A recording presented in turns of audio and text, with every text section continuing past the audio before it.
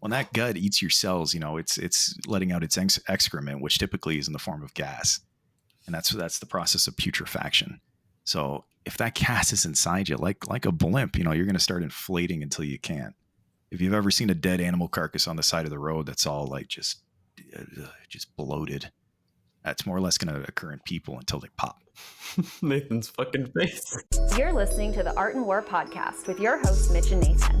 Mitch is a former airborne infantry squad leader who now spends most of his time coaching soccer. Nathan is a professional illustrator and an avid shooter with a couple of years of Canadian military experience. Together, they run the Seaburn art page. Enjoy the show. You fucked us, BR. What? No, shut up. Anyway, I'm BR. I'm joined by my co-host Nathan. Hello. And today we are covering something a little out of our ordinary space, but we're talking to a fellow shooter who has an interesting day job and one that you're all going to come into contact with at some point in your life. It's a night job too. I don't go home. Oh fuck. Yeah. So completely anonymously, we are joined by Stiffy, the maybe a mortician. You want to give your legally not a mortician. You want to give your spiel? Yeah. Hi there. How do I put this bluntly? This is a fucked industry, and a lot of what I'm going to say tonight, completely openly and truthfully, but also not, if any lawyers are listening. It's all satire. I don't want to get sued. Honestly, that's pretty much what it comes down to. Everything from this point onwards, we are doing a satirical play. Yeah. And we have our scripts in front of us, and everything we say today is a part of this play that we'll be doing live at the Toronto Opera Theatre House in July. Oh yeah, it's all a joke. But in actuality, I am a licensed funeral director. I've been doing this for a very fucking long time, longer than most people care to stay in this industry. A lot of people that hit the hour mark I do, they're either blowing their brains out or they're retiring on. Well, it's not like we get pensions. And that's something I'll get into a bit later. But yeah, no, this is a tough industry. The people that stick with it generally are the ones that have been put through the. I guess you could say the what are those called? The mesh. They drain through it. Why am I brain farting right now? A strainer? Yeah. The mesh that you push things through. All right, so the strainer. They're put through the fucking strainer, and the ones that come out on top, usually the best you'll find after all that time. That being said, I'm not one of them. I'm terrible at this. No, I'm just kidding. I don't know. Where the fuck do you want to start? How much does a mortician earn in a year? It fucking varies. It varies by country. I just wanted to make an earn joke. You don't have to actually. Earn? Yeah. Like a Paul Bearer. That was my favorite wrestler too. Yeah. I had to spell it out, which means Undertaker. the joke didn't land. There's a lot of money to be made in this industry. You don't got to look far for it. A lot of it's earned. A lot of it's not. We can get into that too. Well, I guess the best place to start is what made you decide to become a mortician? Yeah, I gotta make up a backstory now because my my real one's a little too. Answer honestly, I grew up in this industry. Like I said, I've been doing this a very long time. If someone's looking to get into this industry, honestly, the best point to start would be having someone either close to you or family or a very close friend already being in it. It's very cliquey for large funeral establishments. So you're starting from the fucking like the dirt, pun intended.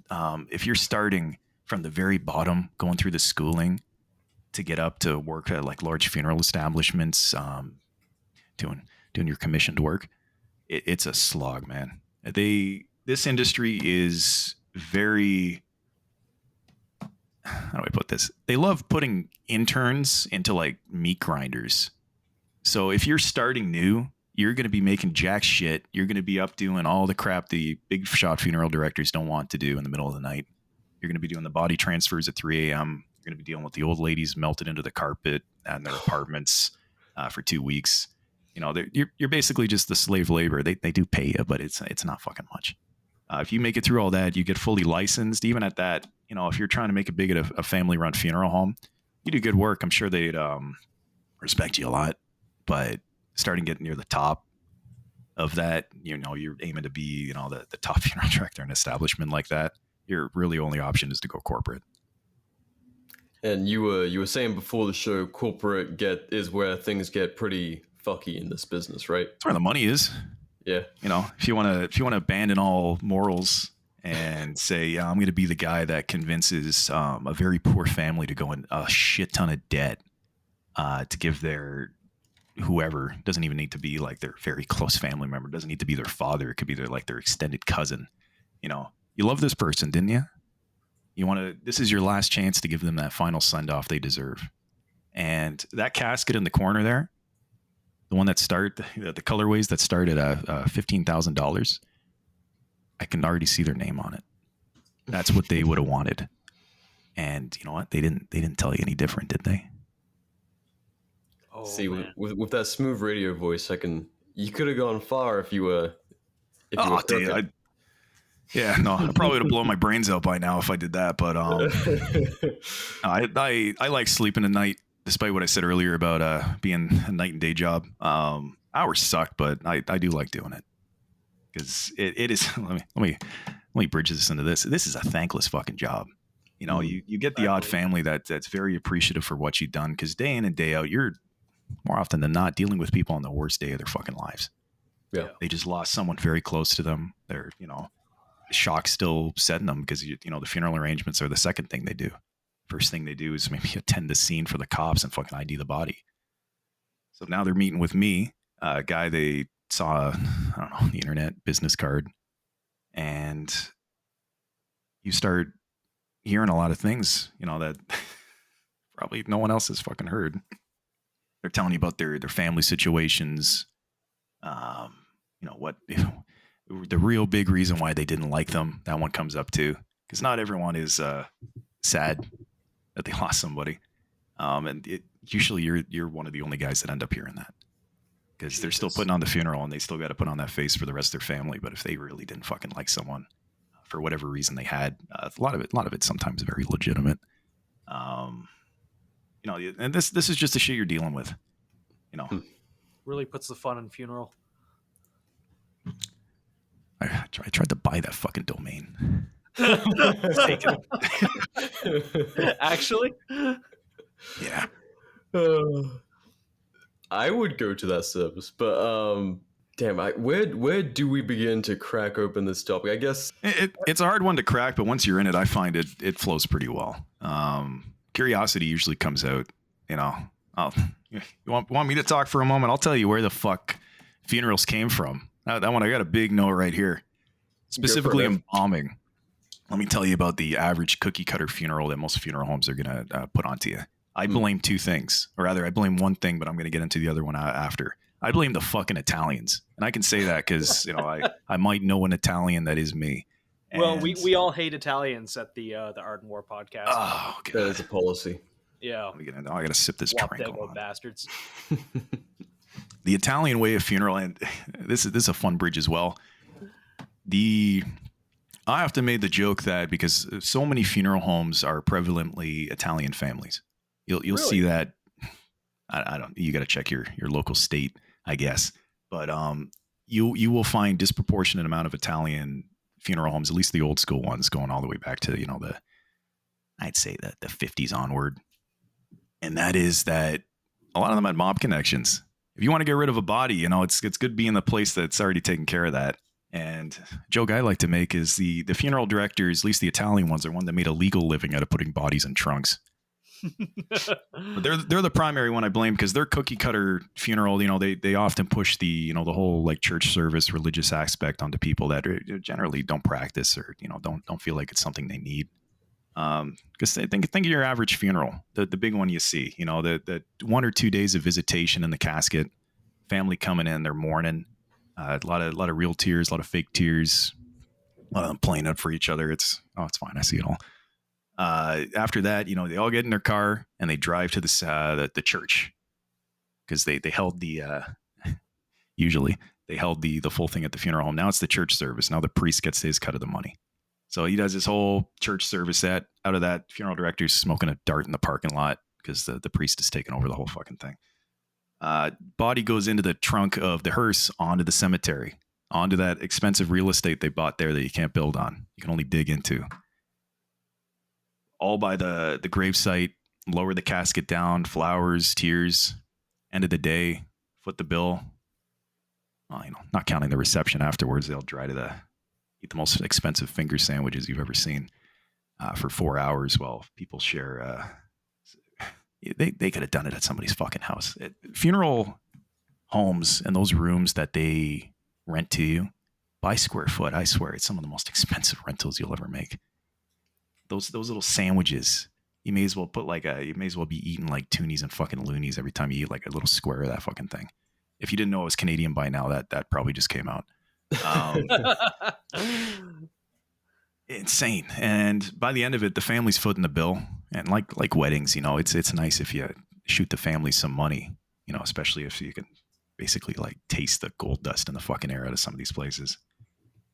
Average funeral like that, you're not getting away with that for less than 30 G's. And they're pushing that onto people that aren't fucking able to pay for that. A common misconception, if you see a massive funeral, you might think those people are fucking loaded. A lot of them aren't. They're going to the bank to take out a loan for 30 to 60 grand. They're going to pay that off the rest of their fucking life. Yeah. That is really, really sad. I've heard a lot about how, are you familiar with like the Luxottica? The glasses monopoly? No, I don't know shit about glasses, man. Oh yeah, no, it's just like one example that a lot of people know about. I've heard similar with the funeral industry. There's a couple industries that are basically like oligopolies run by one or two major corporations that kind of set the prices and the business practices on everything to squeeze as much money out of the consumer as possible. And it is, especially in funeral cases, I think incredibly unethical how it's done. Oh, 100%. And it's an industry that won't go away. And I swear to God, if I hear that one more time, I'm going to blow my fucking brains out. There's a lot of thing that I call them like the boomer quotes that they just always hand to you. Like, oh, it's an industry that's, people are always going to keep dying. They're never going away. And I hear that every fucking day. If you know a funeral director, don't tell that to them. They've heard it. But they're being nice. It's, they're just sharing their, God, I hate boomers. Anyway. Well, I mean, there's less of them by the day, which is nice. I mean, you see that firsthand. I'm in an industry that's getting rid of them, so if you hate them too, then it should be fucking money. But on to the next part of that. No, it's mega monopolies in this industry. A lot of small town funeral homes that you might think it's family run. You might think it might have been at some point. I guarantee it was. They're often just getting bought out by these corporations, and I can't blame a lot of the families only because this is an industry where it's tough to keep it in the family because depending on how many kids you had, they might not want to take it over. I don't blame some of them. You can't force someone into this industry. And that's what I get into earlier about how many years you spend in this and how long you can put up with it. It's pretty hard on people to do it as a career. All back again, you're dealing with people on the worst day of their life. And if you do that day in, day out for 10 years, 20 years, it takes a toll on you. You might not think it does, but firemen, they see a lot of shit. Police officers, they see a lot of shit. Military too. But, they retire they have a lot of support, especially EMTs. They get their pensions for PTSD. They get, they do it long enough. They get their payouts.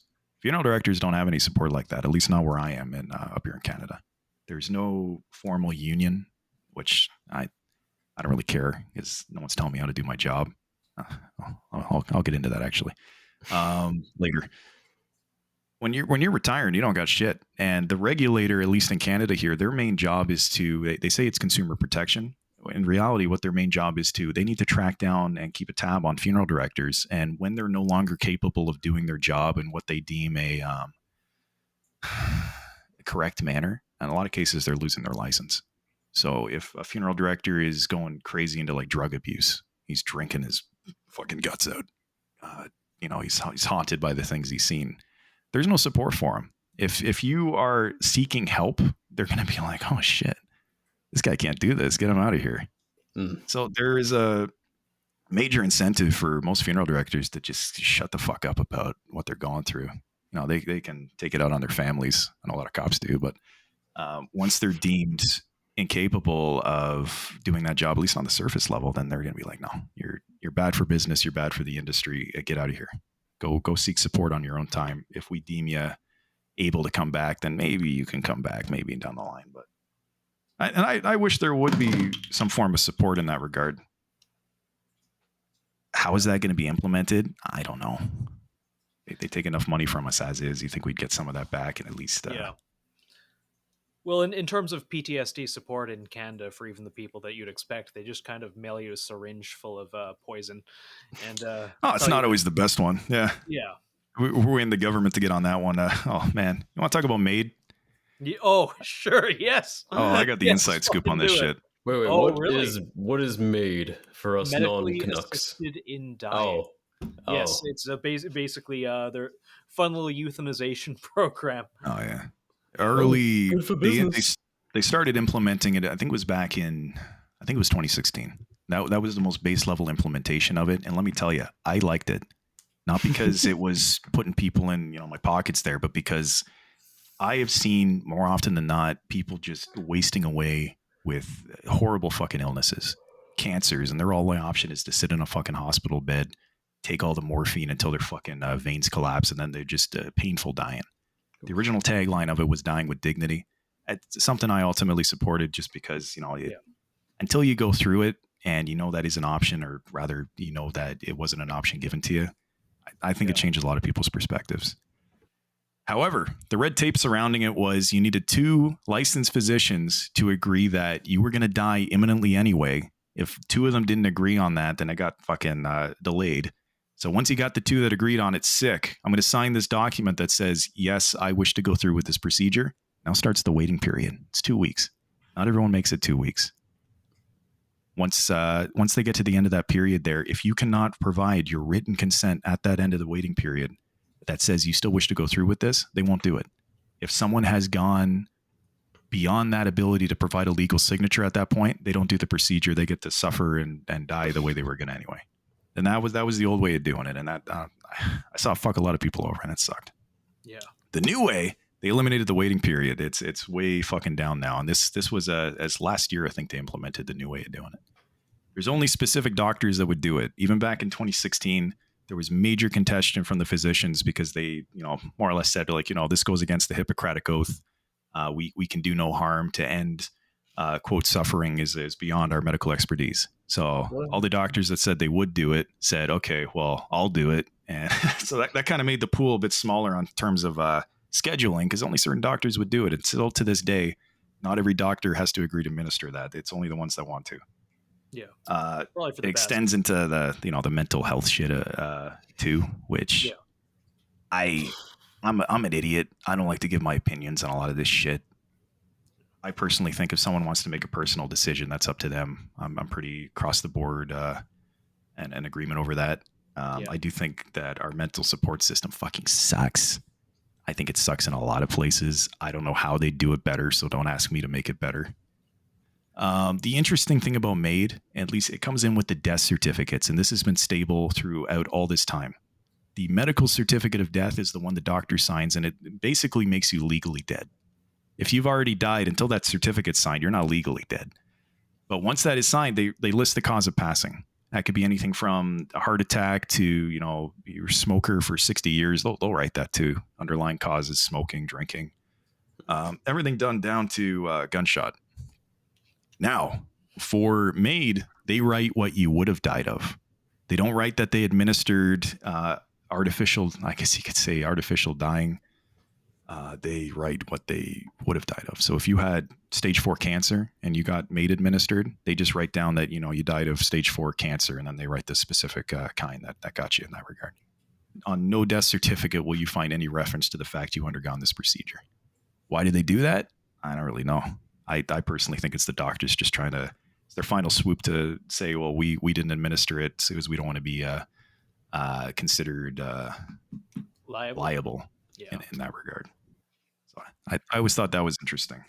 On the note of them not listing the cause of death as medically assisted, do they track how many have been, medically assisted And internally, probably. I don't have access to those records. There's no like public medical number records tracking. probably know who got it.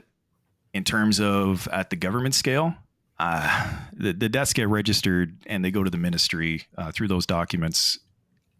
They'd have to cross-reference because it makes no reference on the paperwork I file. So there's no like, because we're no friends of the government here, but the CDC seems to be relatively, like, their numbers are assuredly fucked, but the CDC seems to give us like a wide amount of numbers for all sorts of, you know, like medical statistics in this country. Is there anything like that in Canada at all? Yeah, no, we have like Health Canada, and they do release stats on everything like that. So I haven't looked into the exact amount. I'm sure it is publicly available in terms of broad estimates.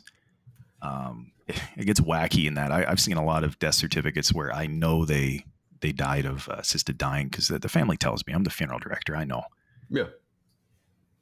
If they had COVID at that time, they listed as a COVID death. So I'll do with that information what you will. Yeah, it's just it's an odd thing because it is like a very influential, not to get too off into the sticks political, but it is a very influential thing in society how like that kind of stuff is tracked, how it's reported. But just an interesting thought as that came up, because there has been we've been increasingly talking about medically assisted dying on this show and the various I've heard a couple previous episodes. It's not popular with everyone. It's not popular how they push it either. Yes. I didn't like that stupid commercial that came out, man. That was a commercial? I haven't seen the commercial, but that is dystopian as hell. Yeah. Oh yeah. Oh my god. I did not know there was I hate that. It was some fucking private company in Canada that listed it. It wasn't sponsored, at least by the government of Canada, I don't believe. But I don't know. Go Google it. Commercial. It'll probably come up. Some chick. Man. I think it was a clothing company. Actually, that was weird. That is very fucking weird. Yeah. In terms of, in principle, I mean, I would support anyone's right to, especially if they're suffering, terminate their own life. But as with all government initiatives, it seems that these things are always taken to the worst possible definition. That, you know, I mean, I love the federal government. They're great. They're wonderful. They'll never fuck up or make things as terrible and dystopic as a otherwise, you know, a system that is made with people's. The road to hell is paved with good intentions. I think I'm trying to say. Well, yeah, because like I 100% believe in having the option to end your life with dignity. Personally, especially it's your life. But it's just the way that it's now being like given out. Honestly, I think it's kind of this kind of turned into the suicide booths from Futurama. Genuinely, dude. Yeah, I remember when 2008 rolled around, and I was thinking, like, damn, these things still aren't out. Yeah, on the show. Because here we are in 2022, and you know, you call. You're a veteran with, you know, bad knees who calls and says, hey, you know, I'd like help, you know, putting a ramp up to my apartment. They just offer you suicide. Or, you know, hey, has that happened? Yes, actually. Jesus Christ, because I've seen it. You mentioned like a really bad mental health care system or solution there, or just an ineffective one, whatever you said, not to put words in your mouth, but I've seen it, and I was wondering if it's like actually a common thing, or because I don't know. But I've heard that it's been prescribed for like mental health issues. Like you have severe depression, they're like, how about medically assisted death? I don't know if that's something that's common, but it seems pretty irresponsible. It's making it here, yes. There's been a couple of, namely veterans with PTSD who have blown the whistle on that, and a couple of them actually managed to get it in recording. I don't really know how much has happened civilian side, and you know what we see is a small snapshot of what's going on. Obviously, the internet outrage machine. That's. I want to get like a bit more, because I know we've talked about it a few times on the show, but it is like a pretty serious. Like I want to kind of gauge, you know, is this a real thing? At least from what I've heard. At least with like our version of Veteran Affairs, those guys shilling it on the line there. I think they were told not to do that, and they just kept doing it. So I don't fucking know. What the? Yeah, there's another case every couple couple Yeah, weeks. it keeps happening though. So say that how you will. In terms of the medical industry, oh yeah, they're pushing it big time. If it's an expensive procedure, years and years ago, if you were like 70 and you needed like some major surgery, and they're just going to be like, well, the risks kind of outweigh the benefits here. There's a chance you wouldn't recover. Because it's a financial burden to do the surgery. Nowadays, they're like, well, you have a third option. Jesus Christ. Well, all right. That answers that one. I'll be very honest with you, and this is a bit of a hot take. The way that the elderly treated, and this isn't just our society, it extends to even parts of Europe as well, who've kind of got away from the multi-generational households. The way we shove just old folks into retirement homes there, an extension of that, like full-on nursing facilities where they are, this isn't a new thing, but it's definitely, the COVID years brought it out more when the military started moving into retirement homes in Canada here, because they had staff shortages for nurses to look after the elderly. That's when all the abuse started coming out. Because for the longest time, when all these old people were more or less, telling other nurses that they're mistreating me here, I'm not getting what I asked for, they're hitting me, they're beating me, fell on deaf ears. As soon as private fucking reservist comes in and he starts hearing that shit, it's going to raise some bells. In a lot of cases, it did, and a lot of the abuse started coming out there. If we're just keeping people who are been abandoned by their family, and so till they just rot away in these facilities from like dementia and all these fucking things, I don't see that any better than just fucking killing them. I don't see it as any more fucking humane. No. I mean, like, it's not really dignified a lot of the time. Oh. And I say that because I've gone into these fucking facilities when people have died, and when you walk into a nursing home to pick somebody up, there ain't no back door in these rooms. You're going through general assembly.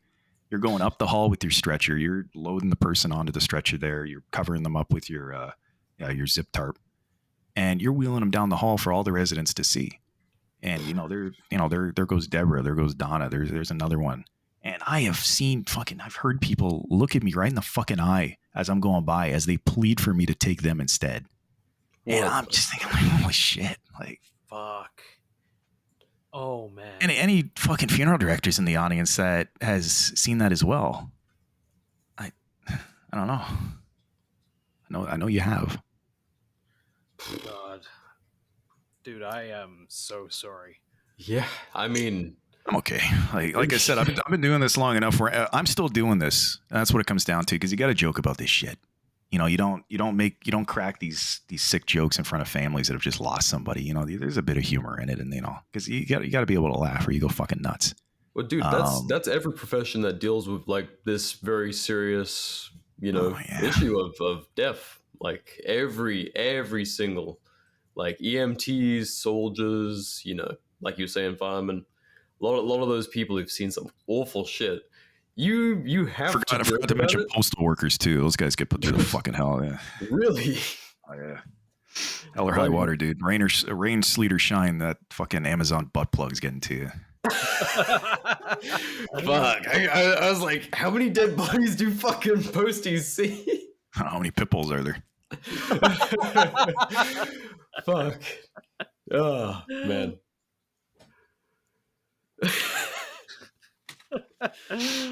No, it's it is like I think for a lot of people who have the the luxury of not dealing with death on a daily basis in their job, like we've been society's become pretty shut off to it. Like we don't see a lot. Everything's very sterile for most of us until it happens to us. And if you're seeing it day in and day out, and you have to relate to it in a different way. And I work very closely with these people, like police officers, EMT.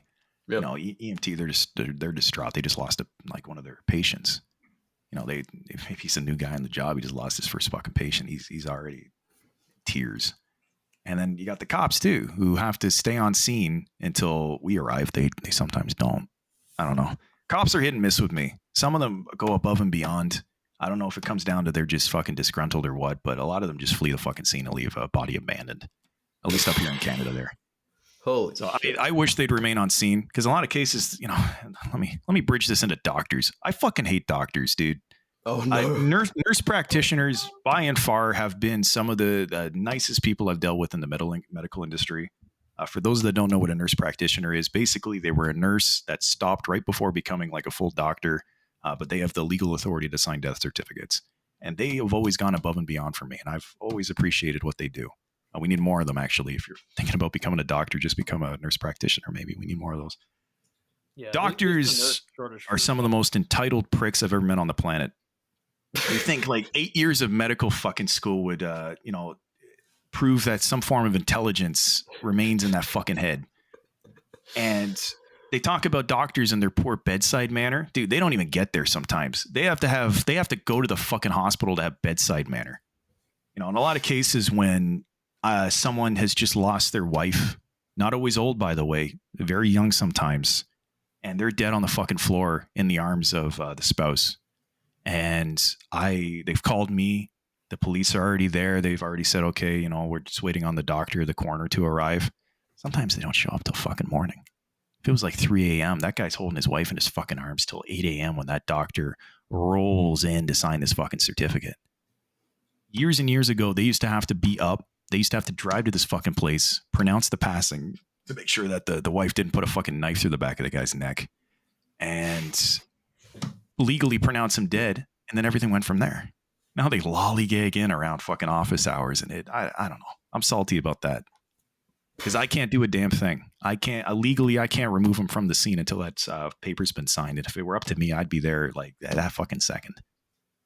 Jesus, that is terrible. I've never met a doctor that I liked, not working anyway, and with the exception of my sister. I mean, I like her, but there are some great ones out there, but I hate to be the guy that says, back to the boomerisms, the one bad apple ruins the whole fucking bunch. Yeah. Oh my God. I felt like throttling some of these fucking physicians when they show up, man. 8 years of academia will do that to someone.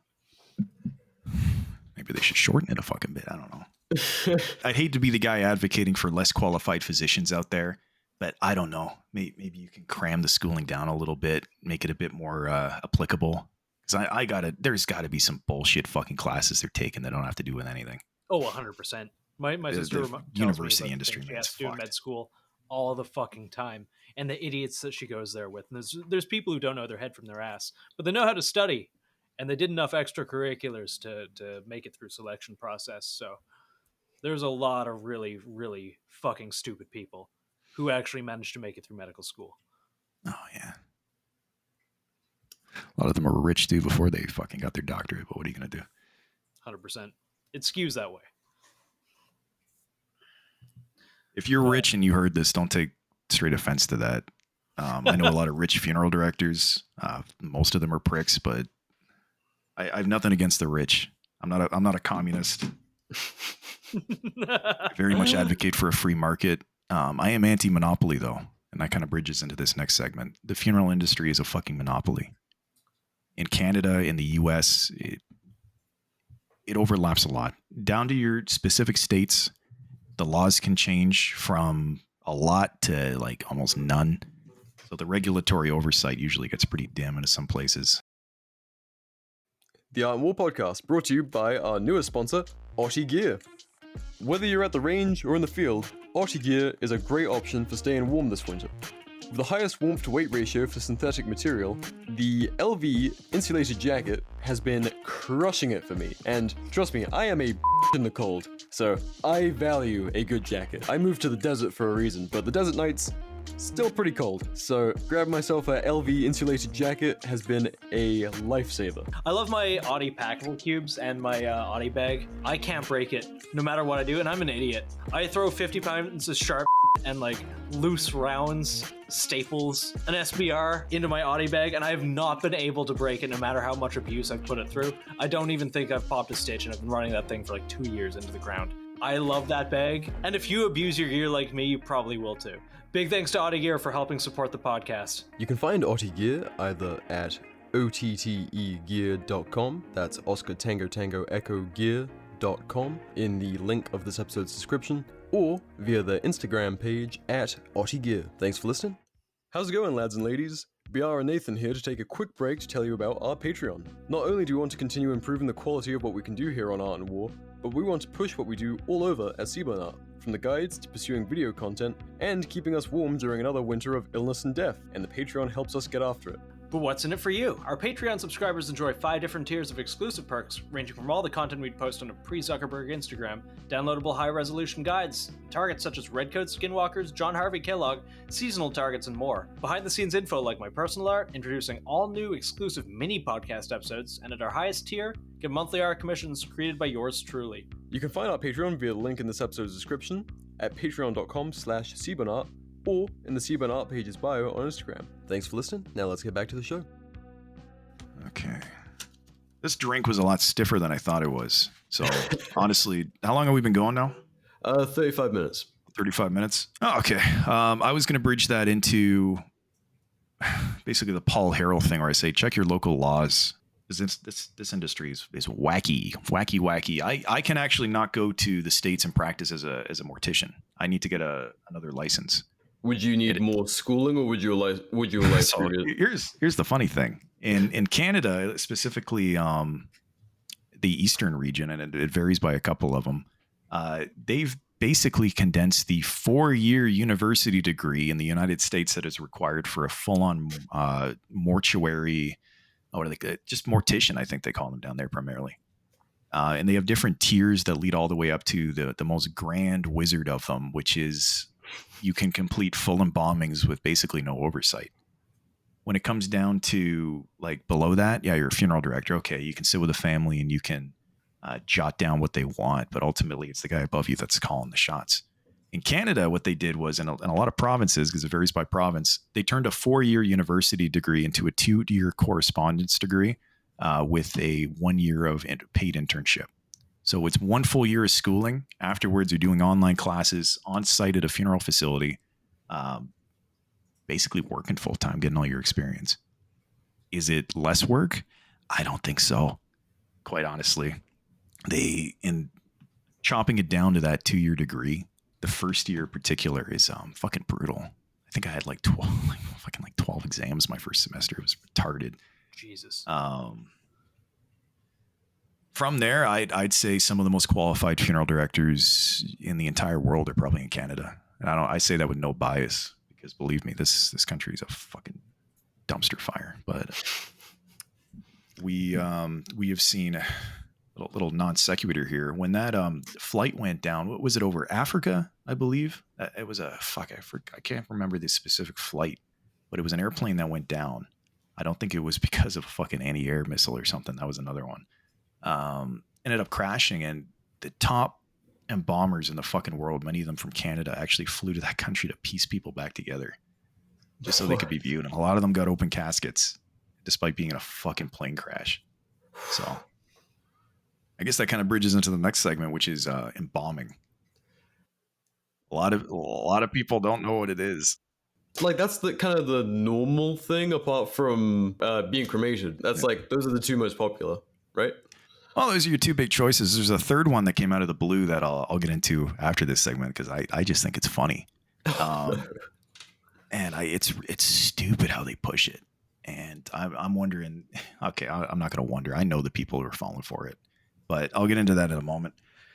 Embalming as a whole, a lot of funeral homes say they don't even charge for it. That's how much they push it. You'll go sit down with them for a funeral service and they just say, well, the embalming's included. Sometimes if you're getting cremated, they'll say, well, the embalming's included.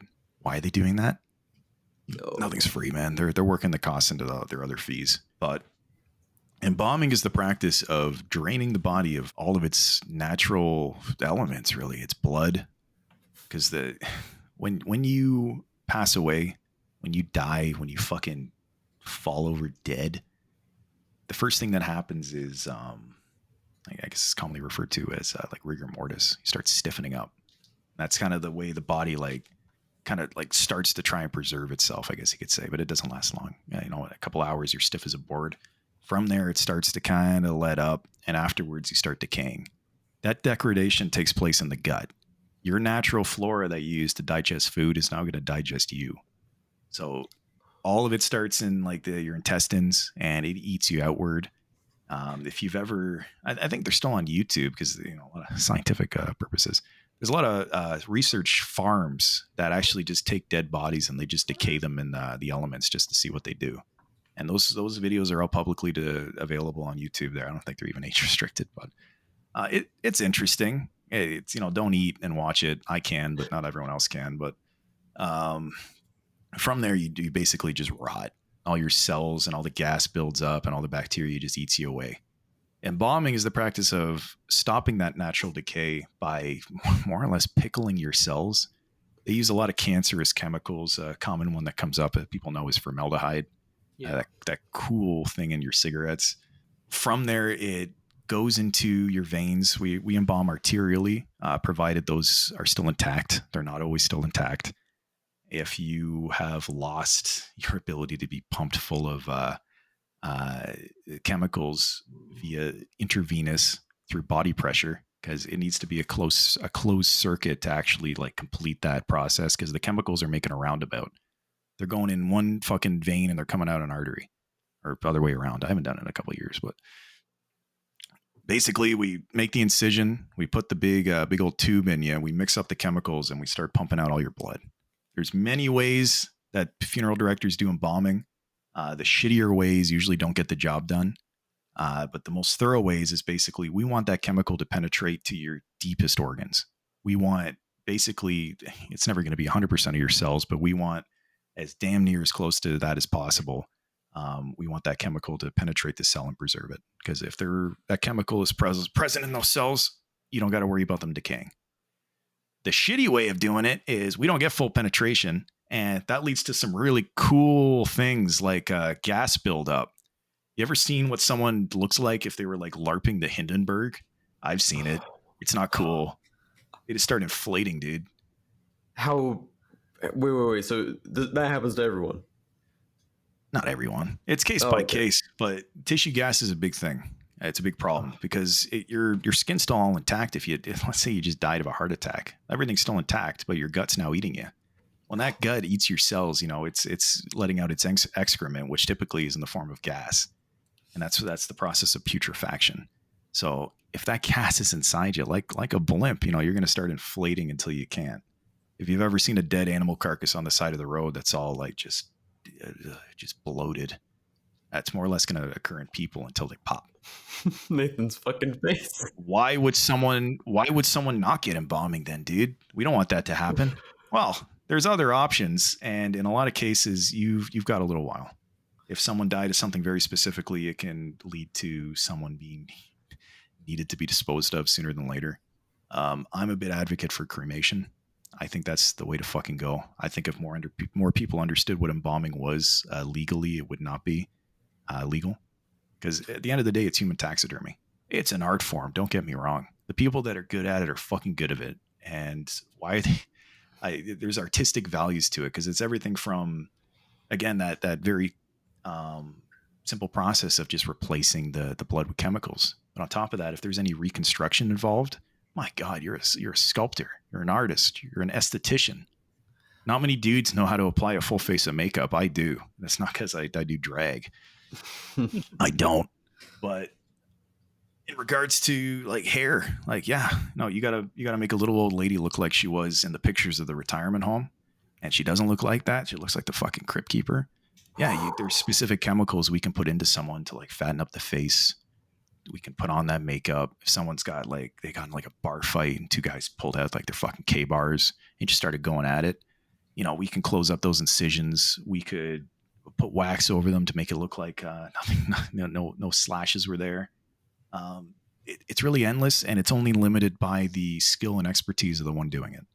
There's been dudes that have taken like buckshot to the fucking chest and have been blown like across the fucking room, and they still had open caskets. You know, don't press down on there. It's very much being supported by like nails and glue, but it's and that gets into the other side of embalming, the legal way, and then the way that funeral directors often wing it. I can't speak to this. I've never done this. So if you're a fucking lawyer, don't come after me. I've only heard of this taking place. A lot of trips to Home Depot. You know, you're going to get the PVC pipe. You're going to get the 2x4s, because if this guy needs a new skeleton, by God, that's not going to appear itself. Jesus, the chicken Kind of wire gets into. paper mache. Oh yeah, no kidding. Down to like It's bone literally human donations, sculpture. organ donations too. You take something out of somebody, then something's got to keep that shape and form. Probably the worst donation that I won't say the worst. It's probably helped many people. That being said, as the funeral director, bone donations are fucking a pain in the ass, dude. Especially long bone donations. If they take like the fucking like the femur out of you, oh my fucking god! You're like soup. It flattens the leg. You need something to go in there. What do you even do? Just like shove in a fistful of rebar or what? Yeah, you can. PVC pipe's very popular as well, just because it's cheap, holds shape, Yeah. stitch you up. Typically, people aren't getting, you're not on display fucking naked in the casket or anything. You got the full suit on. Usually, some people wear like juicy tracksuits and stuff in the casket. Family's idea, but it's endless. Back to what I was saying about them piecing people together out of a fucking airplane. If the arm came off you, as long as they still have it, I can still put that on you, dude. No, we can definitely wing it. Something dealt with it extensively. The worst are autopsies, because that's the coroner's doing his hack job, ripping you apart. And if it's a good coroner, and I've never seen them do it, but I've been told they're good at it. I think they shielded it was like we only have to do five or six incisions on an open body, where we can grab them from like the trachea and we can pull out like the entire like fucking like organ branch, like a grapevine, down to like the intestines. They can just pull that right out of the body. And I'm like, that if you try and tell me that that's not like skill and an art form in itself, I won't believe you. It's fucked up.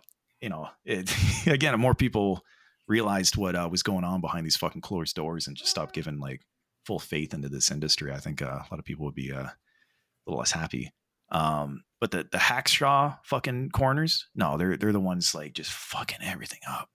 Because I need that arterial system intact.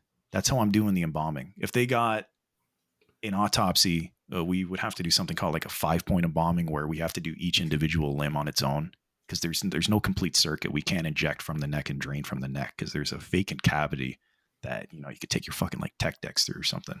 It's like a half pipe, but inside that vacant cavity, the most official way to do it is you take that bag of organs they just gave back to you, and you say, okay, this has got to go back in there. You're not just going to drop the fucking bag in. The way I was taught is you open up that fucking bag of viscera. That's every little thing that was in that chest cavity, all the way down to the fucking organs. And you take some scissors and you start snipping it all up.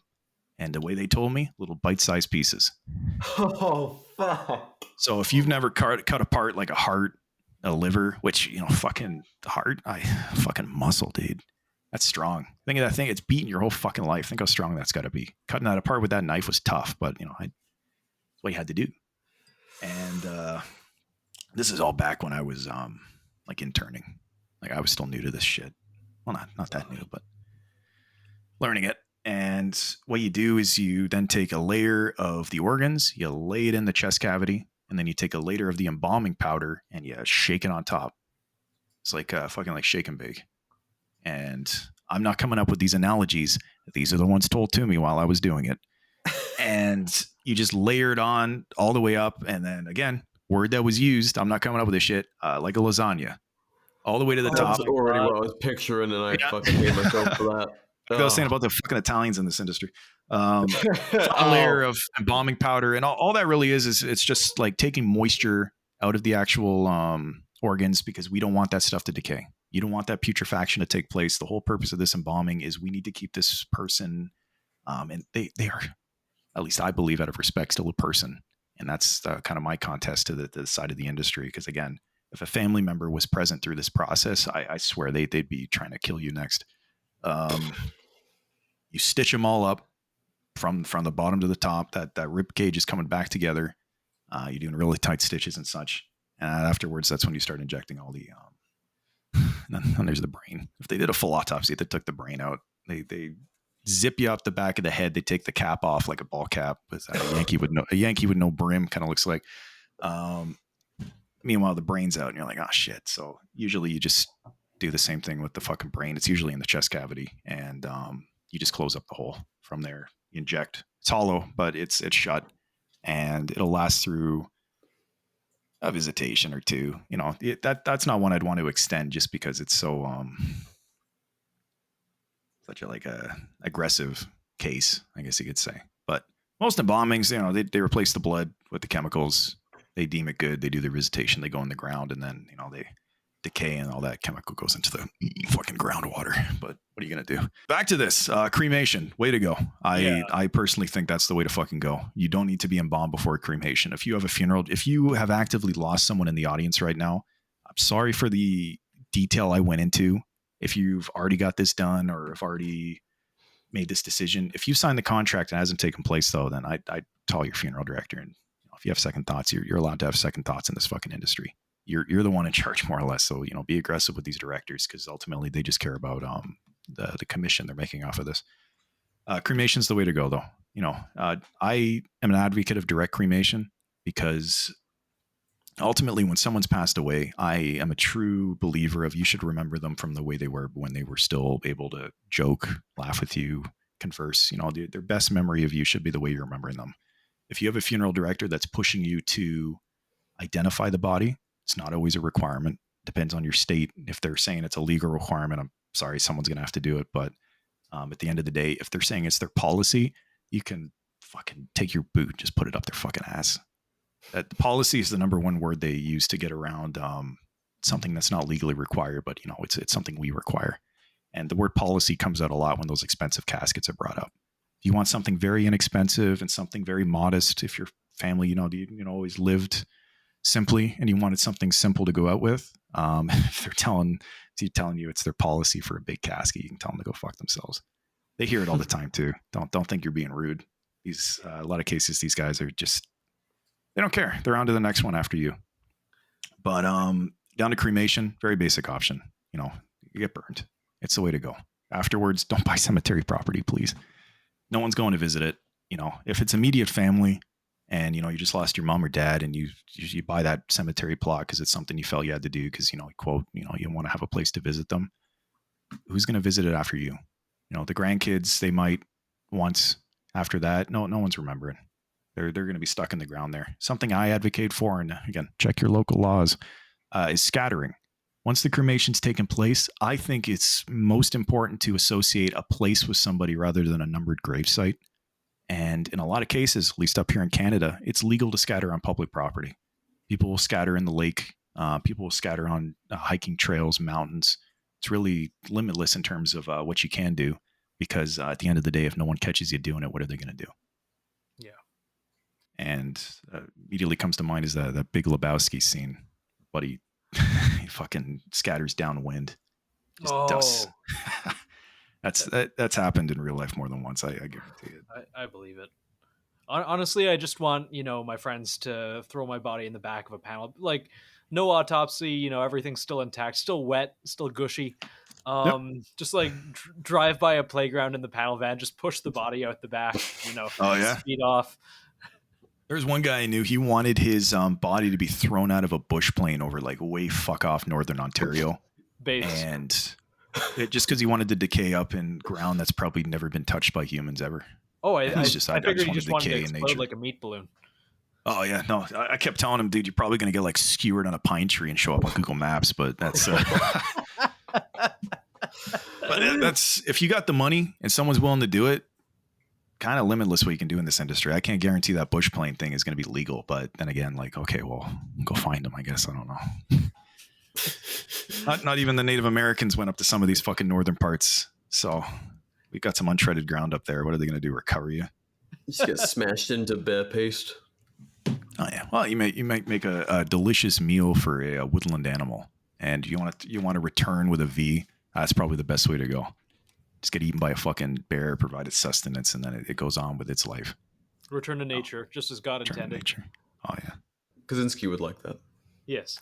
Good old Ted. At the end of the day, cremation is a basic option, and more or less every funeral facility has to offer it in some way. But if you stick to your guns, you just want a very basic package. Typically, the only thing, at least in Canada, you need is they're going to need to pick you up wherever you are. Sometimes there's additional fees if they got to come out to your house because sometimes they got to send 2 staff members because some of your people's houses, man, they're wacky. And also I've seen some people die like when cats are reaching the end of their lives and they feel it's time that they need to die. They'll often go to a very secluded place. And if it's in someone's house, they might go like to like a crawl space or something, and then where they feel safe, and then they die. I swear the fattest people do that too. I have seen people die in crevices you would not believe, and I'm the one that's got to get them out of there. So we're talking like 300-pound dudes dying. Let me up that by 2. 600-pound dudes dying in like fucking doorways. Like they had a heart attack going up like a flight of stairs. It fucking hits them and they just fall over and just wedge right in the doorway. Oh man, my fucking God! It took me like 4 hours to get that guy out of there. But what do you do? Just like lube and a crowbar, or what? I wish. You know, I've back to the humor stance. Don't sue me.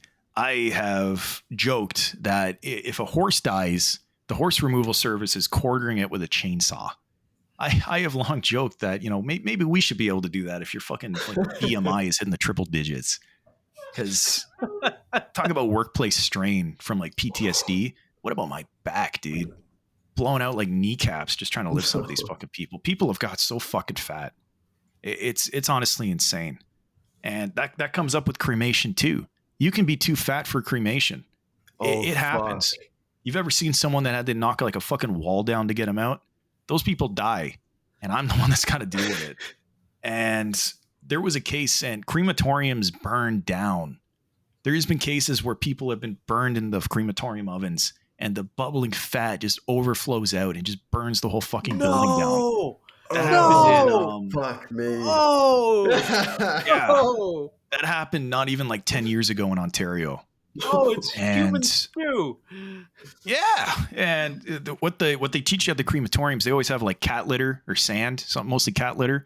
If it starts bubbling out, they're like just fucking like throwing cat litter at it, just trying to like stop the fucking the fat from like molting out, and it's insane. And the one that burned down that crematorium, I believe, was only like 700 pounds. Would that even smell like? Oh, you ever been to KFC, dude? I don't know. Do crematoriums like, do they burn hot enough to, or is there a fucking burning human smell? Oh no, they're hot as fuck. 1,400 degrees Fahrenheit, I believe, is the last quote I got. In Celsius, I can't remember the conversion to Celsius. I think it's like someone's gonna correct me. I'm gonna shoot out a number. I don't know, 800 maybe. It's hot. Everything gets burned off. A common misconception with cremation as well is that you come out as ash. That's not the case. Everything burns off. The box you're in burns off. Your skin, muscle, organs, everything. It just burns off. In Canada, at least, when it goes up that chimney pipe, they have an afterburner in there as well that just burns off a second burning because legally it has to be carbon neutral. It needs to burn off as much as a CO2 and like carbon emissions as it can. But once it gets up out of that smoke stack, it's clear, and it's a regulatory requirement based off Environment Canada. So anyone that says cremation isn't green, at least here, they're lying, and that bridges into something else we'll bring up. In terms of what comes out after that is bone fragments. So if you can go on YouTube again, back what I was saying, I don't think these videos are even age restricted. The cremation process in that, from when you go in, through the process, takes about 3 hours. They'll bash down your skeleton a bit as you burn, just to kind of keep it an even burn. From there, when you're done, it's just bone fragments. They scoop it all out. They put you into basically a coffee grinder, and that processes you down to that fine powder that the industry really refers to as ashes. And that is consecutive across the board. There is no instance where you come out of that oven as ash already. When you're 700 pounds, I don't think you get to that stage. You just bubble out and burn the fucking building down. And they rebuilt that crematorium. And the ironic thing is, day one, when they completed the rebuild, they cremated a 900 pounder and it went off without a hitch. Because it needs to be a specific fucking oven that can handle these people, because they're that large. The average cremation oven, as you start teetering towards that 300 pound mark, that's kind of the cutoff there. You start going above that, you need to go to the big ovens. The fucking like zoo ovens, where they cremate the fucking like hippos and shit. I'm not even kidding. Holy fuck! So is that a practice actually done or? It's like zoos. Yeah, they cremate a lot. Like humans brought to zoo. Oh no, it's the same oven. It's the same oven though. They're big. They're fucking big. I've seen them. Well, It, follow-up if you want to have question. oh, sure. Like, if someone was too large and a facility didn't have this, would they go to a point where they would like cut? You have to go to a specialized body? facility. No, they'll never cut you. At least up here. I'll say that. At least up here, under the regulated industry in Canada, which it still isn't a great thing because people get around it a lot. It's a single cremation. Only one person is ever going into the cremation oven. You're swept out entirely as much as they can. There's always going to be a little crossover residue and such. But the next person would go in after that. From there, they're never going to chop you up. They just need a bigger oven. And they do have bigger ovens, but they're at specific crematoriums. And if you're too big, you got to go to that specific crematorium. Probably an upcharge too. Yeah, there definitely is. So the cremation process, despite some pretty wild stuff that does happen, it's not just like a big burn and then you're magically fairy dust, but like it's a long process. It's dignified. Yes, I would say, and that's the way to go. Only because the infrastructure's there. At least the price point in many cases is much cheaper than. And let me say this: Canada, specifically Ontario, is the most expensive place to die in all of Canada. I want to say, by extent of that, probably the world.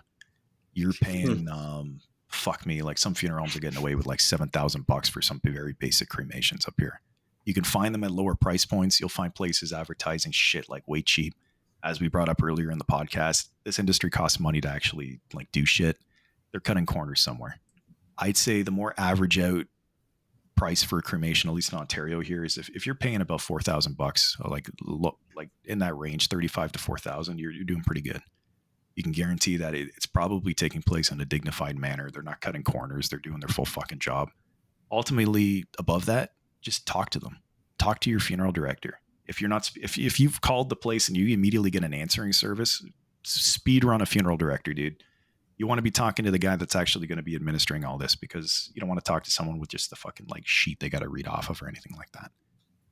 Because if you're comfortable with them, build a relationship with them, dude.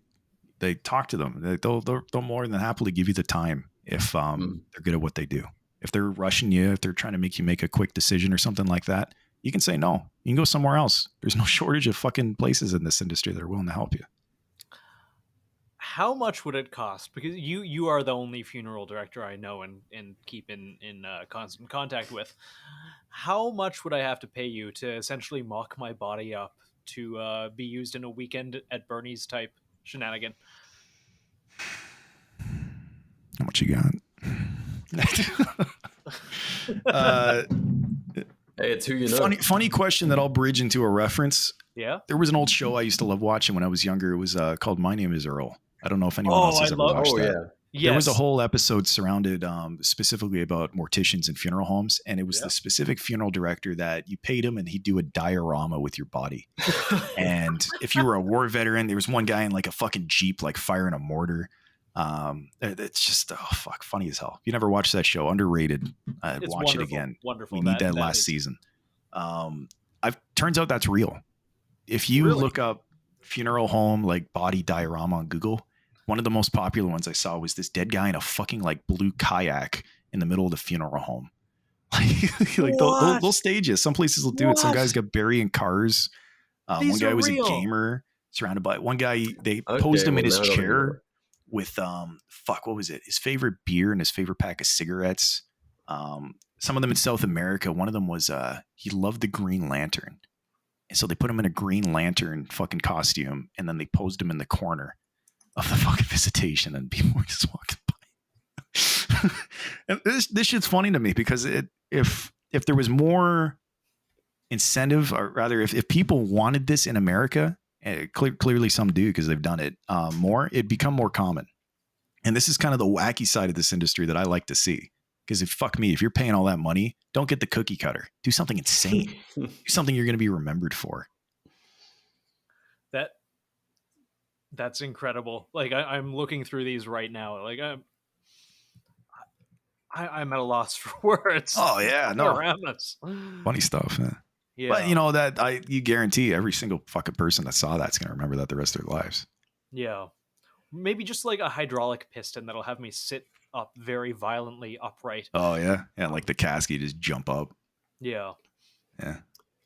I still can't get the Weekend at Bernie's, like becoming a flesh puppet and being used to shenanigans. You know, go to SHOT Show like that. Yes. SHOT Show fucking 2090 when all they have are like fucking bolt action ARs or something. I don't know. Like flintlock muzzle loaders in the irradiated remains of New Vegas. Yeah. Fuck me. BR, you're my puppeteer. You think I'm gonna outlive you? That's very nice of you. Gotta work on his voice. I want to see ventriloquism too. I want you to set up commissions that are never going to get paid for. Yeah. BR, you should do your best, I don't know, Canadian impression. I'd just be saying a boot and like, no. Actually, I've got hundreds of hours of you talking, so I would just like, you'd be a full blown AI by like then. A soundboard. Dude, I've actually AI shit too. I went on that AI cloning site, but you have to pay for it, and so I didn't.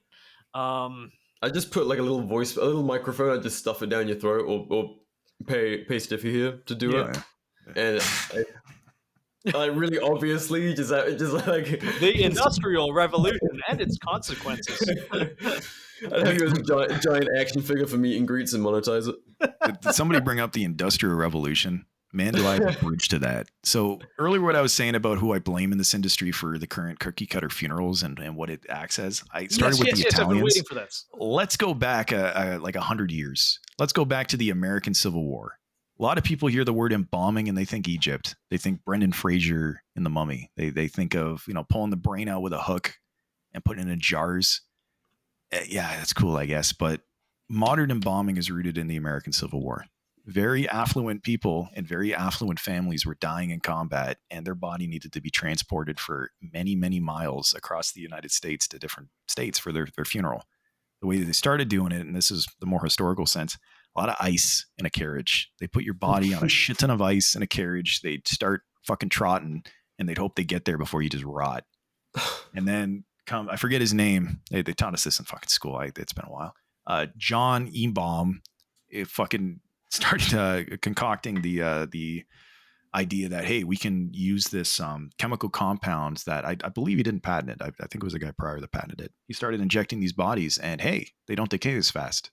These very rich families are now getting their loved one in a state that's was probably already horrific. It's fucking cannons, dude. Holy shit. But they're in a lot of better state of decay than the dudes on ice. And that's where that started this industry, where like the undertaker, not necessarily of the old West you'd think of, where people were on average very poor. And that's the biggest problem I have with quote the traditional funeral, because when you tell people, I want a traditional funeral, they're gonna fucking prop you up in the casket for 3 days of visitation, cemetery like I got in before. Again, historically, people were very poor. They went with very simple options. They put you in like a wood box, they put you in the ground, they had their ceremony among close family, and then that was it. Not to say they moved on with their lives, they kept your memory alive, but it was very different back then. And then you got, like I said, John Embalming coming around, revolutionizing the industry, and then from there into the 20th century that's where like the established funeral homes really took place, and that's when the money was to be made, per se. Because fuck me, you can't take it with you, and they realized that, and they said, well, you may as well give it to me. Fuck. I assume his name is where the word embalming came from. You can look him up. I forget his fucking name. I'm too lazy to Google it right now. I'm here to tell you how not to get scammed. And probably someone I trust more is someone who already claimed to be retarded and knows the ins and outs of an industry. That's someone coming up with like a big piece of paper that says like, I am certified funeral corporate esquire, and I'm going to tell you what you need. I've long more been an advocate of telling people what they don't need. The industry strikes me as very like car salesman-y. I've heard the same fucking lines used. Really? Let me bridge it back for a moment for the sales room. You're in front of me. You just lost your father. You never seen me before. My name tag says Richard. Now listen, Like you've walked in here requesting a very basic option. You wanted very basic cremation, and that's understandable. That's what you want. Let me ask you this, and I don't mean to pry. Were you estranged from your family? Because, and I'm sorry to offend, but like that's just what I get from this. Because it seems to me that you're not giving them what they truly deserve for a lifetime of raising you, of providing for you. And this is your last chance for a send-off. And my God, you're going with like, look at this. This is the bottom of our price list. It's not even at the top. Like, many people who have told me they love their family have come in and purchased this package here. And it's more or less on the same lines, the vein of that. The things I've heard out of fucking some of these commission directors is insane. And when they get recorded and they get put online, they get fucking blasted. They get blasted by the fucking industry and regulators. Sometimes they get fired. You really want to fuck with a funeral home and a funeral director, put on a hidden fucking camera and go in for a mock.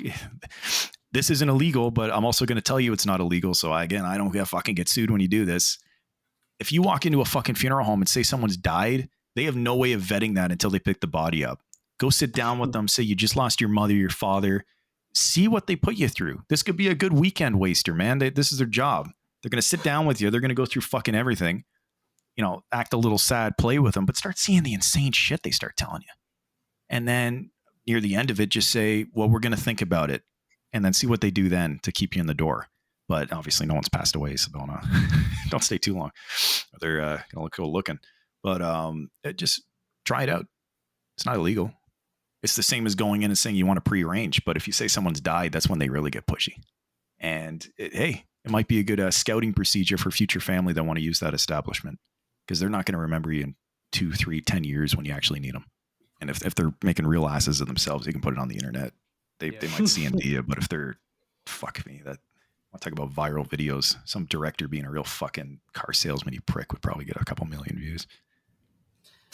Happened in Canada. The regulator actually went in and what was it? In Canada, about the only good thing that CBC has ever done is they have a segment called CBC Marketplace, and they did funeral exposés. They did it in 3 parts because they kept going back because everything they brought to the regulator was still happening. And those are some funny fucking clips. So, again, go on YouTube. I don't think it's age restricted. Check it out. It's worth a laugh. Get an idea of who's going to be sitting in front of you when you need them. Because by God, they need those credit card numbers and those 3 digits on the back. Oh man! So you mentioned the fun stuff. Earlier, before I took my washroom break, you mentioned a monopoly. I'm curious to get into that line of thinking. Oh yeah, let me go back to a little bit about it. My write in rain right here that I scribbled all these schizophrenic notes on. Industry. Oh yeah, I heard that word before. It's a fucking monopoly, and this is the same, really. This is one of the main binding things across Canada and the US in regards to the funeral industry, because we are pretty much hand in hand in this. Our industry is based off the US industry, like I said prior to about that Civil War aspect. You go over to Europe, it's very different. They've adopted cremation almost in a lot of cases entirely because there's no fucking space left. If you want cemetery property there, it's probably your private fucking land of your family cemetery going back to like the fucking like 1500s or some shit. Because the public cemeteries are very expensive. And I think about all the people that have died over the past, 2,000 years. Think how much space that takes up, dude. Oh, but going back to the monopoly, there's 2 major players in Canada. The big one is Arbor Memorial. They operate and they buy up little small town funeral homes over the past, 50 years. And they have completely taken over. Legally, at least in Canada here, if you see a funeral establishment, if you're just driving by it and you see the sign out front that says like John Dickweed Funeral Esquire, on the bottom, legally on their most prominent sign, they have to state who they're owned by. And that's where they'd say right on the front, by Arbor Memorial. That means they're full corpo. That means the directors on the inside, good possibility they've been flown in from across the country to boost their sales. Something you got to keep in mind. The other one's Dignity Memorial. They actually operate in the States, and they're known as SCI. That's Service Corporation International. You look up SCI lawsuit on Google, you're going to see some wacky shit. You're going to see a big prominent one was in Florida. They got caught crushing down caskets and reselling the plots. That's just a small little taste of the shit they've been doing. There's no end to it, and a lot of them settle out of court. So just to clarify, what do you mean by crushing down caskets? So this, back to what I was saying about land. We ain't getting any more land, and the people buried in it are. The question comes up: how long do I own that? In some European countries, the answer is, well, you lease it for a set period of time. Afterwards, that land becomes available for purchase again, and they have a very quote dignified way of dealing with that. They usually dig up whatever's left because after 90 years, everything's dust. In Florida, they're like, fuck, no, we can't wait that long, dude. No one's been visiting this grave for a while. All right, get the backhoe. They dig it up. They crush the casket down flat with the fucking digger. And they say, hey, the spot isn't used. By the way, they've doubled in price. You buy. Good sale. Oof.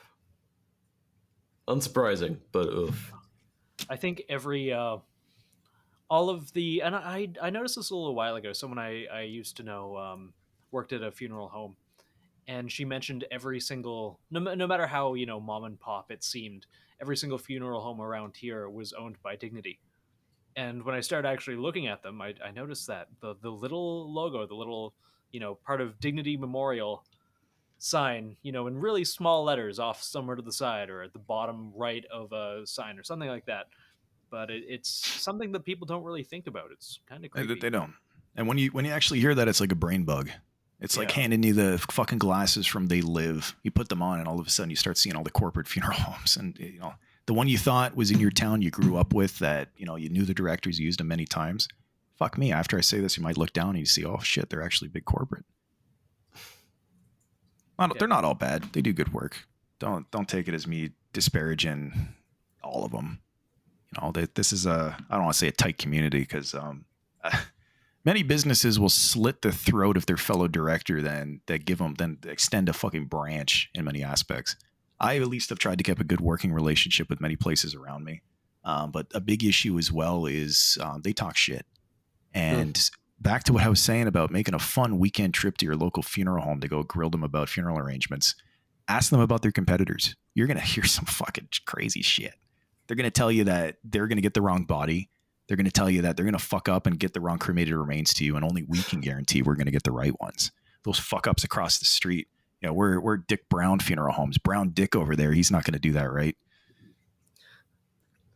All kinds of shit. Get him going. By all means, start joking with him too. You get the guard down to that funeral director as well. He might start letting some shit rip too. So, would you say ash mix-ups common, or is that? I'm gonna back that up to body mix-ups because when they happen, at least in Canada, it's international news. I won't say international, national news for sure.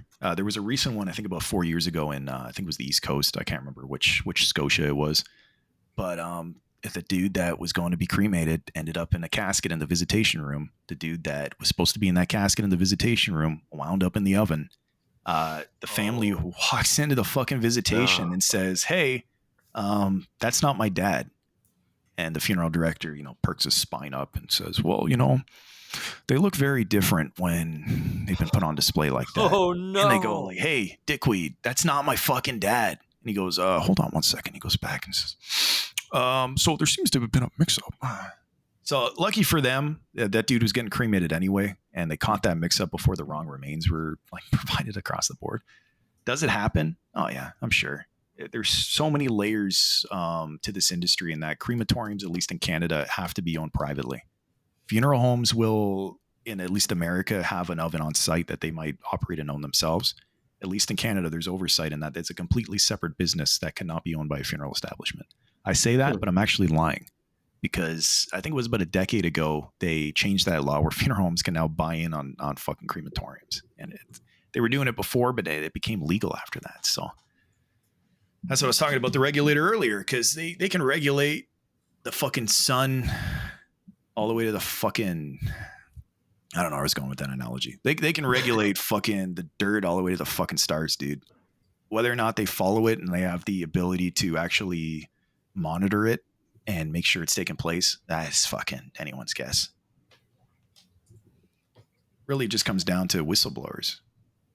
It happens.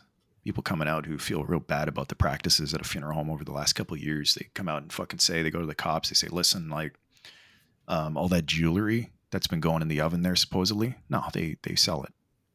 all those clothes that you gave for your mother's fucking like wedding dress she wanted to be cremated in. No, they shredded that. They sold it.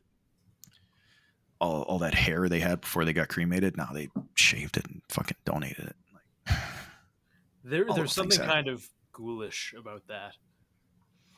I'm sure it happens. I'm sure Kinda. Yeah, no. I'm gonna bridge this by saying I'm not a communist, but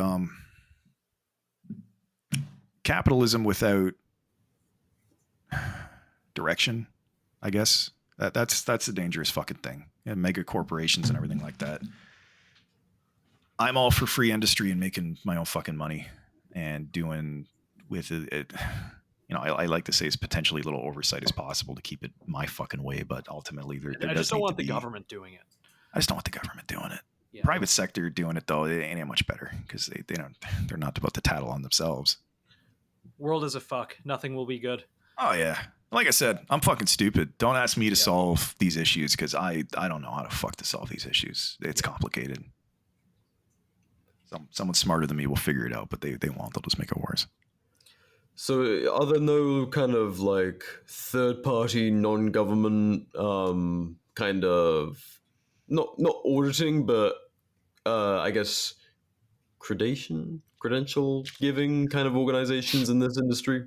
How do you mean? Like regulator? Like no, not quite a regulator, but like a quality assurance, like a third party that might go around and like say these people are doing it right. At least in Canada, that's the they used to be called the every province has their own board of funeral services. Ontario used to have the Funeral Board of Ontario, and then they changed over. They have a new name. I think it's called the Bereavement Authority now. Dumb name, if you ask me. But their main job, at least over the past 3 years, was to make life as difficult as possible for everybody because they decided that, hey, out of every industry that you're still allowed to go to in person over the COVID years, if you're listening to this in 2040 and I'm dead, they decided, hey, funerals are the most at-risk environment. So yeah, your loved one, yeah, you can't have a funeral. You can't do that. You can have 4 people that visit the body. And after that, you have 1 hour. And if you go over that hour, there's going to be some wild shit happening. We're just going to send the cops. We're going to break it up. We're just going to declare a fucking riot at that point. And the way we're getting around that, and the industry was tattling on itself over the COVID years as well. Because if, talk about loopholes. If 4 people were allowed to view the body at the funeral home, might have been 60 in the parking lot just waiting to go in. They'd swap out. So the funeral home started tattling on other funeral homes. The bereavement sector got in. The bereavement authority started saying, "No, you can't do that. We're going to start fining any funeral home that allows that."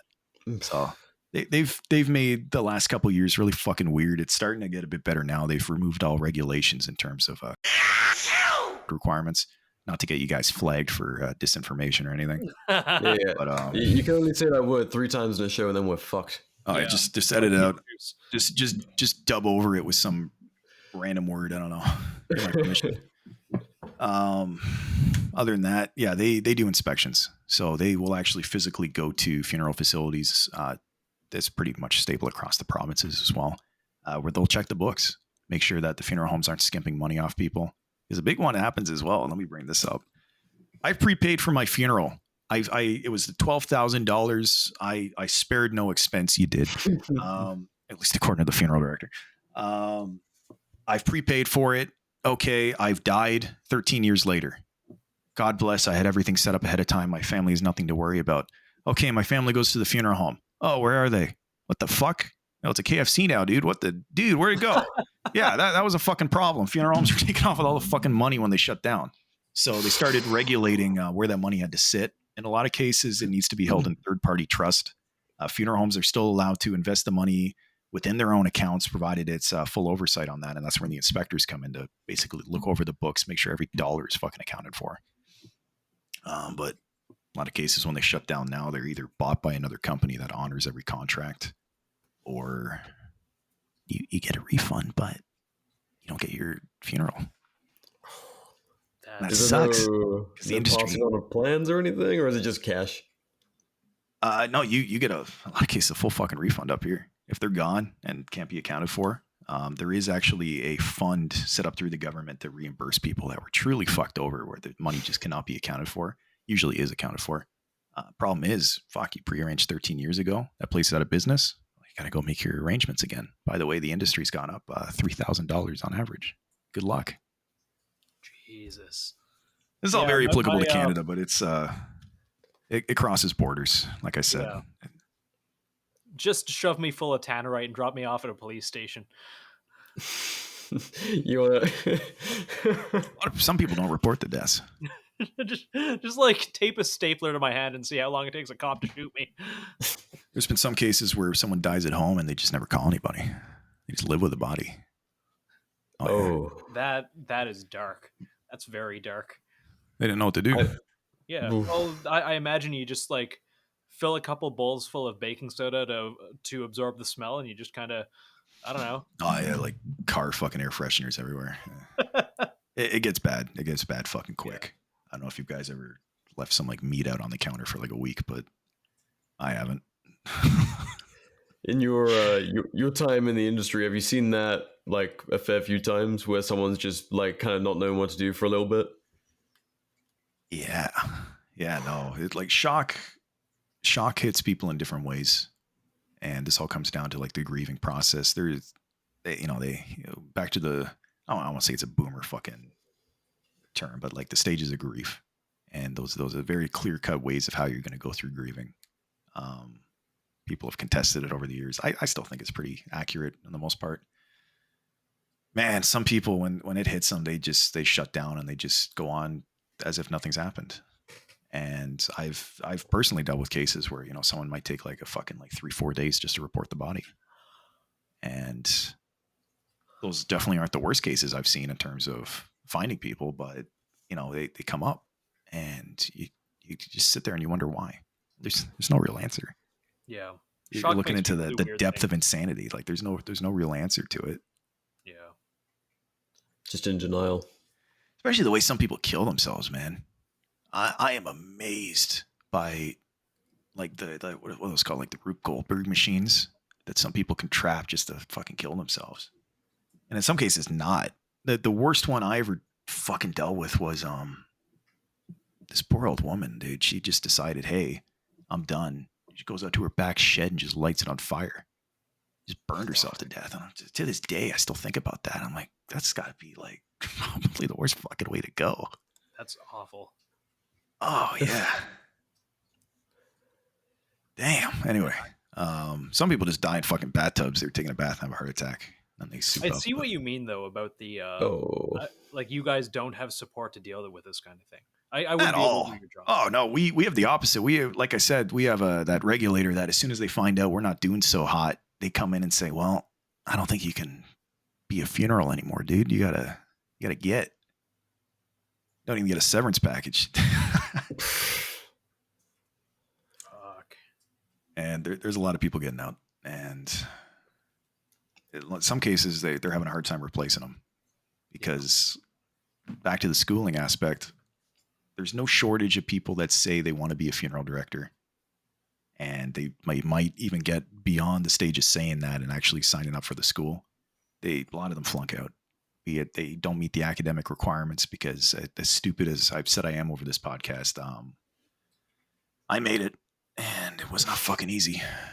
But a lot of math, a lot of chemistry, a lot of shit you just have to remember in terms of legislation. I felt like I was becoming a fucking lawyer reading through all that legislation. But nonetheless, that's where a lot of people flunk out because they just have misconceptions of this industry and what they do. And they watch too much fucking e-girl ask a morticians on YouTube.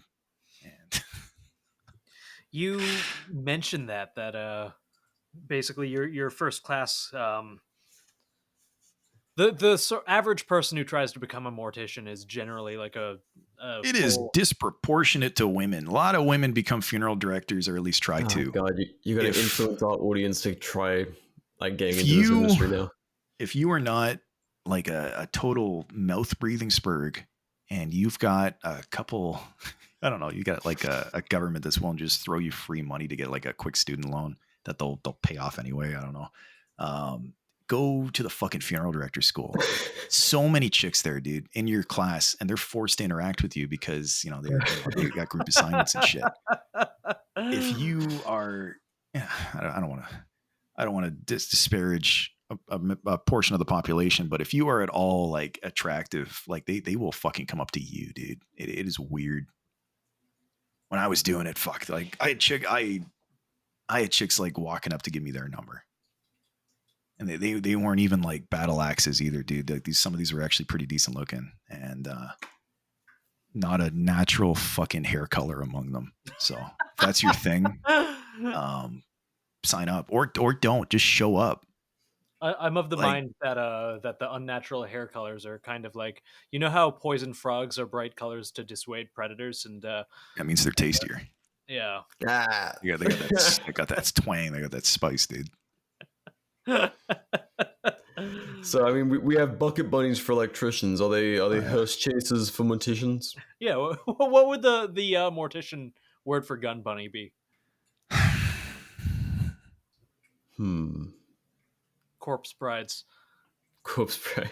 That works. Directed by that Tim one. Burton. Yeah, they all watch that movie too. They usually got the tattoos. Oh.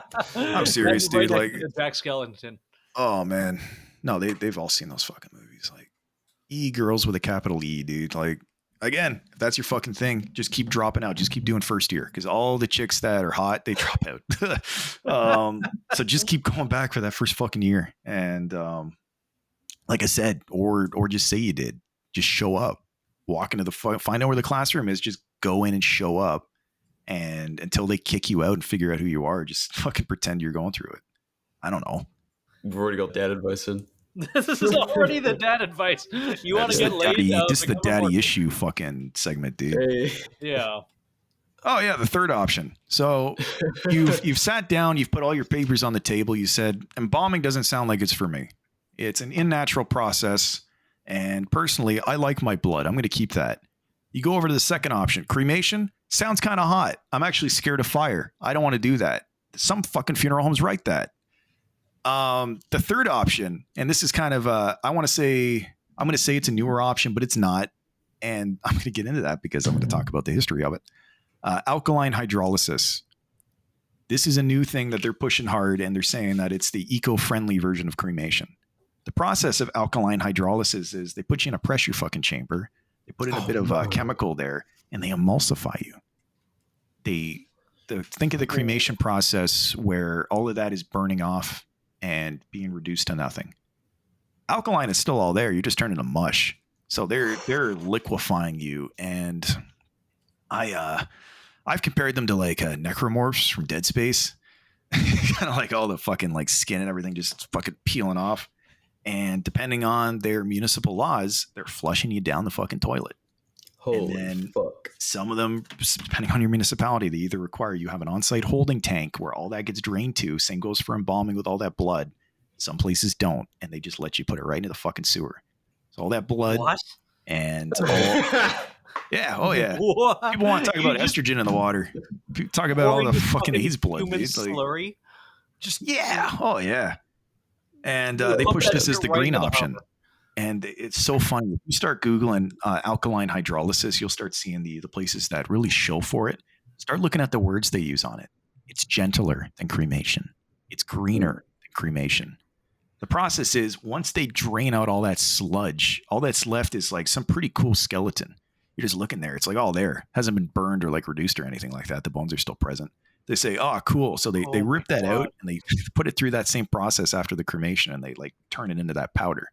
And that's what they would refer to probably still again as the ash.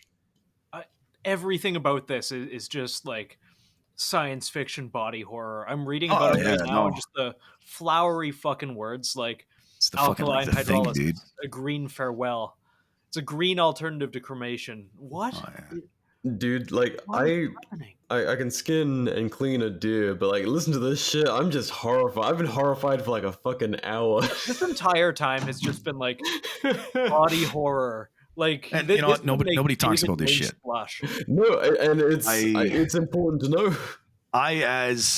Let me bridge it by the big reason I wanted to go through with this. The reason I hit you up, Nathan, is because I'm sure many of your viewers are aware of Sam Hyde and his comedy group $1 Million Extreme. $1 Million Extreme. Recently, they've been doing some streams where one of the main guys there, Nick, reviews houses. Yeah. And I think they're the funniest thing in the fucking world. They're fucking hilarious. Dude, he sits down, he just rips apart these fucking houses and calls like all the realtors pushing this like retards, and he just, it's the funniest shit. Yeah. I thought, fuck, I hate all these e-girl morticians on YouTube talking about the industry. We really just need some guy who's absolutely fucking retarded, i.e. me, to come in and just blow the fucking gasket on this industry and just talking like plain fucking English about what all this shit is and why you don't need it.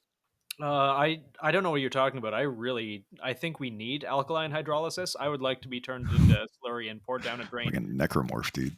Jesus. You guys haven't played the new Dead Space? I actually like it. I think it's pretty cool. Not yet. I was a huge Dead Space fan. Like, read the books, played the trilogy. You watched that anime? Yeah, actually. Did you? I found out recently that was done by the King of the Hill studio, and I cannot see it now. Yeah. I don't know what to make about that. Like a Boomhauer in space, dude. That's what it is. The crossover. No, Dead Space is like core memory, kind of. I've heard the remake's really good. I can't bring myself to spend $80 on an electronic. Yeah. I was waiting for it to get cracked. Honestly, they fucking, it's got Denovu, and they cracked that Harry Potter game in 13 days, and that at Denovu. So if they had more, I guess like anti-trans sediment, I'm sure Dead Space would have been cracked in that exact same amount of time. But I guess I got to wait like 3 fucking years now for someone to crack it. Yeah, you just got to get J.K. Rowling to stream it. Just say something nice about it. I want to see her write a sequel to The Thing. That's what I want to see her do. That'd be interesting. That is funny enough. Random bit of Nathan trivia. My favorite movie. Oh, mine too. Hell yeah! Oh, awesome. Well, I think you have a good job then. Yeah,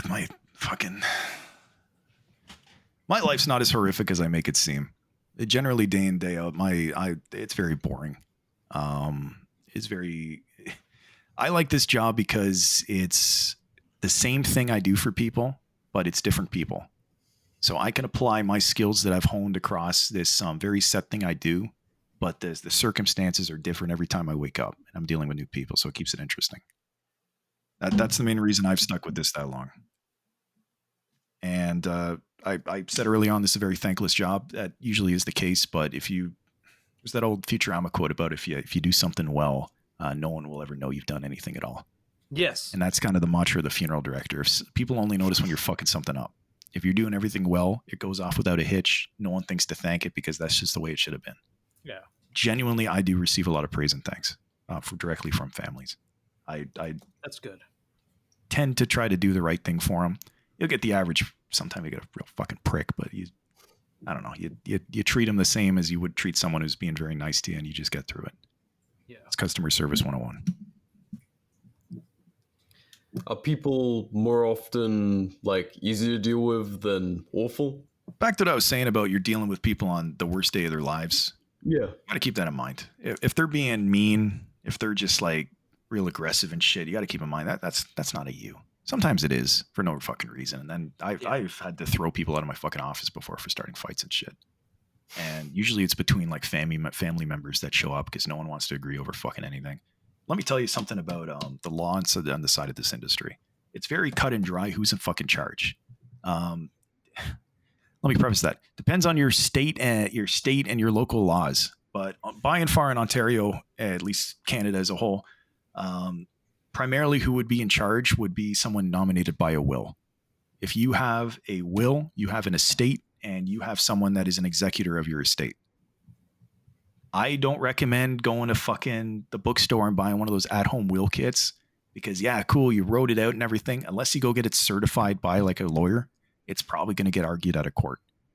I have like a line, like kind of like a fucking graph that I like to use, a wavelength per se, where at the far left of legal wishes is someone that wrote out their fucking wishes on a bar napkin and said, like, do this, he's in charge, you get all my shit. And then they sign it at the bottom. That will get laughed out of court. Very much less fucking thrown out. We get to the middle, that's where it gets a little more contesty. That's legal at-home will kits. They sell them, they do them. If you do them, please get them certified by like a lawyer and keep that lawyer's information on hand. The far right, this one's rock solid. Go get a legal will done. go spend the 500 fucking bucks, go clearly outline who's in fucking charge. It will not get thrown out of court if someone contests it. And that's the major issue. If you don't have a will, this is where shit gets interesting. This is like the roller coaster of figuring out who's in charge, because fuck me, if I fuck up on this, I could get sued. And that's the big one. If they are legally married, the spouse is in charge. If they're not legally married, if they're divorced, it would come up to children after that. If there's no children, it would be parents. If the parents are predeceased, it would come down to brothers and sisters. If brothers and sisters are nowhere to be found, then it starts going all the way to like aunts, uncles, nephews, nieces. The very bottom of the totem pole is daddy government, and he comes in and seizes all your assets. Typically, they find someone before that, but it comes up, and you could argue they don't really have an incentive to find people that far down the line, because they want that money. The eldest child thing is a fucking myth. That will not stand up in court. If you have 3 siblings and you're the youngest, and someone's passed away with no will, let's say your father or your mother, and they're the last one, and all you are in charge, you have as much say as your oldest brother. Interesting. In that regard.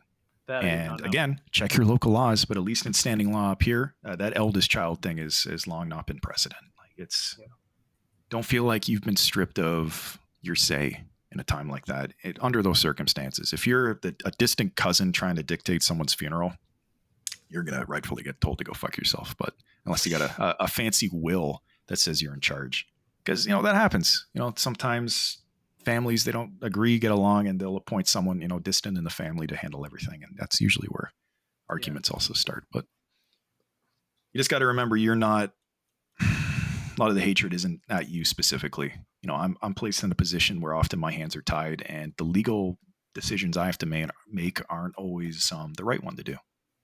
And that's probably one of the hardest parts of my job, is having to do something because I'm legally required that isn't right, at least what I believe.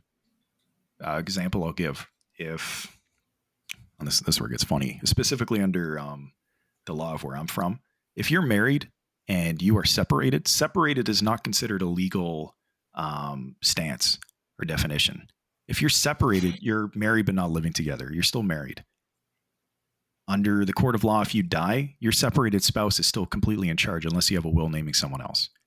If you have gone and become common law with someone else, if you've had a girlfriend that's been live-in for a number of years, and again, check your local laws, however long that is, at least where I am, that actually takes precedent over a legal marriage. So the common law spouse, if they choose to declare it at time of passing, they might have not been filing common law, but if they decide, hey, I'm going to go to the city and I'm going to declare common law on this, that overrules the actual married spouse, no matter if they've been divorced for, not divorced, but separated for a number of years. That creates issues. Fights over that creates fights you wouldn't believe. that creates more customers who have just been murdered. Like it's insane what people will in your do. office. They don't have to go far. Oh yeah, like I've broken up fights from people, like just like family members, and it just comes out, and like they've told me like they've never acted like this before. And you got to think, like, where's it come from? And it's sad to say, in a lot of cases, it's money. Yeah. What they feel they were deserving of. And sometimes they go their whole life thinking, they're going to get the Camaro in the fucking garage. They think they're going to get the rare prototype Cry 612 shotgun in his gun case. They think they're going to get, I don't know, fucking the golden jewelry. And then all of a sudden, they either donate that shit very specifically in their will, or they provide it to someone else, and they fucking freak. Yeah. And they take it out on me. Like I'm the guy that had any say over that, but that sucks. It's prevalent, but by and large, I thankfully am shielded by most of it. Most of my clientele are fantastic, and they're very thankful for what I do. You start getting over to some shittier areas, you get the real fucking pricks. Yeah. Hey guys, I got a joke. What's Mortician's favorite workout? Deadlifts. God damn it. Is it impolite to say it before you do? That one pretty quick. Oh, man. I don't know. That's definitely not all of it, but that's a mega bite size of my take on this industry. Yeah. Well, still, like I think it's a subject that most people really don't think about. It's something that, like, all of us will have to deal with death at some point if we haven't already. Yes. And if you're not dealing with it specifically, it's because someone else is dealing with it on your behalf because you just fucking died. Yeah. You go through it at least once, twice if you have two parents, more if you have siblings. Like, there's always going to be someone either predeceasing you or else you're the one that fucking died. Yeah. And all I hope is that someone goes into this knowing a little bit more than they thought they knew. Because I'm amazed by the amount of people that fold about something they thought they knew, taken into something, and then someone that has perceived authority in a situation, like say a licensed funeral director says, "Oh, that's not the case." And they go, oh, "Okay, I'll just do what you say then." Fight him, push him on it. If he can't put it in simple words what he's doing, then maybe it's not something that's required. Yeah. A little food for thought. I had to look up that Cry 612 shotgun you were talking about. Fuck, I hate Yeah, this I only thing. brought that up because the other day the domain on their website expired. What? Yeah. Cry Precision's website did. Specifically for the 612 shotgun. It was it was a meme. I said I was going to get one in a long ass barrel length to skeet shoot with, piss off all the boomers at my ski range. Rip and piss. I don't think it's coming out, boys. No, I don't think so. I kind of hate how it's designed. Like, trigger right near the barrel. Everything about it ergonomically looks terrible, but I'm sure there is a reason for all of it. I think they designed it as a breaching shotgun. Actually, it's like a master That would key. actually make a lot of sense. They did. I don't know. There's a lot of shit Cry design that never ended up coming out. Rip fucking Advanced Warfighter. Yeah, it looks like very much like a relic of the OICW kind of era. It's kind of base looking. I'd take one. Funny. Like the one with the wood on it, dude. They were showing it to like duck hunters and like sports shooters, and I was like, okay, this is going to be really funny. Yeah, I kind of want to get a little one and master key it under a big one. God damn, dude. I thought I was saying fucked up shit on this show. Tape it to my arm and again throw my body outside the police station to see what happens. Anyways, yeah, I think this was actually a really, really interesting fucking episode. It's a little outside our usual wheelhouse, but I enjoyed it quite a bit. I'm always happy to come back. If you want to get specific, if the audience has questions and you want to format them, you want to, I don't want to say vet them, but like get the ones they can Google themselves out of the way. Yeah. We'll pass them on. I'm happy to sit here and answer those as long as I could do this forever. I could do this fucking 4 hours a night for all I care. I don't know. But yeah. Well, I do have a few oddball questions to chuck your way before we end here, if you don't mind. Sure. But I keep on seeing it come up. All the hippie crystal types are always saying like, I want to get buried and planted with a tree. Has that ever been requested of you? Yes, and it's something I can't actually offer. The whole tree burial thing is actually I don't know if the lawsuit has gone through yet, if it's been come to an end, but there was a woman suing the provincial government here because they did not allow it. She wanted what they're called burial pods. They bury you in the fetal position over a I want to say like a tree sapling, and it actually sprouts out and uses your body's nutrients to like fuel that tree, and then it grows up. I think it's fucking cool. Yeah, that's actually. However, the province deemed that toxic, I guess you could say, which is weird, given that so many people are getting fucking buried. Little mini Ohio train derailments just buried in these caskets underground there. Fuck. I was going to say, like, you let the body decompose on its own. You know, we're meat. We're just made of meat.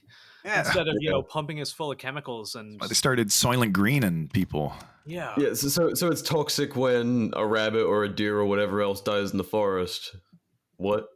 I'm sure they could twist any definition to meet that, sure. But other places, no, they allow it. No, they'll bury you in that burial pod. I think it's cool, personally. Yeah. Spread a tree out of you, because why not? Yeah. If a fruit tree was more than like a Facebook meme. Huh. I'm sorry, what was that, Nathan? If a human tree falls in the forest, does it make a sound? It screams, dude. But yeah, no, that's like, we can't bury you in a way that actually helps the environment. So instead we're going to have you put into a metal vat, melt it into a nutrient slurry, and then you're just going to get flushed down the fucking toilet. That's Right I what mean, Mother Nature if they did. started eating it, that's really just an extension of the fucking hydrolysis project. Like what I was saying about it being an old thing, I just remembered this. It originated in the 1800s because it was part of a farming procedure. They were taking their livestock and they were emulsifying them for fertilizer. So, and now it is a proper way to send off your loved one. okay, repatented it for humans in the, I think it was the late 20s. Or something like that. I don't know. The Industrial Revolution and its consequences have been disastrous for the human race. Oh, yeah. Many such cases. Times. Yeah. The other one I was meaning to ask was how many years of school was mortician training? For me in particular, it was only 2. Oh, okay. I think I mentioned that earlier. Yeah, my bad. It's a full year of in-class, like in school at a college. In Canada, specifically the province I'm in, it's an associate degree, so it's only 2 years. The second year is full internship. You work at a funeral establishment. While doing online school, you still have more classes after that. You're just fulfilling all your requirements. By the end of it, you write a provincial exam to become a licensed funeral director. A lot of people flunk it. So if you've met someone in this industry that's a complete fucking dumbass, know that, hey, check their credentials, because if they made it through it, like, holy shit. There's no shortage of greedy bastards, but like legitimate fucking dumbasses, I don't know. I think some of them just stop at it, because there's many, at least in the States, there's many tiers. Like I said, at the very top, you're a mortician. Going down all the way to the bottom, it's some like weird fucking like, you can like watch them do it and sign a paper, and that's it. I don't know. Vet credentials. Know who you're talking to. You at least want to know that the guy you're talking to is probably getting paid a lot to talk to you. Yeah. It's usually a good indicator.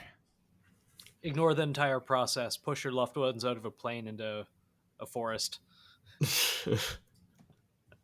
All I'll say is if the death is registered and you have said that if you have a registered private burial plot on your property for a casket, you're going to have to know an undertaker, but whether or not that hole's empty by the time the documentation's been completed, filed, and signed, that's between you and him. So I'm not advocating you do something the federal government doesn't like, but people do it. Based. Disregard laws. Oh, one more thing I'll say. People who wish to donate their body to science, they take them. Sometimes it's an application process, and they deny probably like 95% of people. Really? So if you've always said, I'm donating my body to science, I don't need to set up funeral arrangements, you're more than likely going to get fucking denied, and then your family's going to have to go make those arrangements. I figured the DOD would just shoot missiles at you. That's funny too. I actually know that ended up happening. So those people wanted that body donated to science, and they denied them. So they said, shit, you got to make funeral arrangements. That's expensive. Let's find like some 2-bit other place that'll accept it, quote, donated to science. Well, that place ended up subcontracting, and that body changed hands all the way to the fucking DOD. And that's eventually when they started using like bomb testing on it. Jesus Christ. They left out a bit of truth there. It wasn't, they went some back avenues, but it was almost entirely the private sector that led to that. We live in hell. Well, just wait a second. You probably would have heard about this, but did you hear about the body chop shop in Phoenix, Arizona, with like coolers full of dicks and like body parts stacked on top of each other? What do you think I've heard of coolers full of dicks? No, I've heard of similar things happening. Rings like that, just collecting organs and everything. It happens. It'll continue to happen. I've not heard of that one specifically.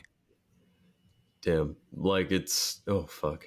A lot of organs are no good after you die anyway. That's another misconception about organ donation. About all they can take after you've been dead for a little while, a couple hours, is usually the retinas. They'll take the lenses out of your eyes. They're not taking your heart, your liver, anything like that. They have to line that up ahead of time. If they catch wind that you're in a coma in a hospital, they're going to start approaching your family if you've signed up for organ donation. They're going to start saying, listen, this is now the time you got to think about pulling the plug. because we want that heart. We want that liver. We're already lining up donors. Ultimately, the family has to say yes and pull that plug on that person in a coma. But then, what comment comes up is they say, well, people, they wake up from comas, don't they? Yeah, they do. They won't tell you that, though. Oh, fuck me.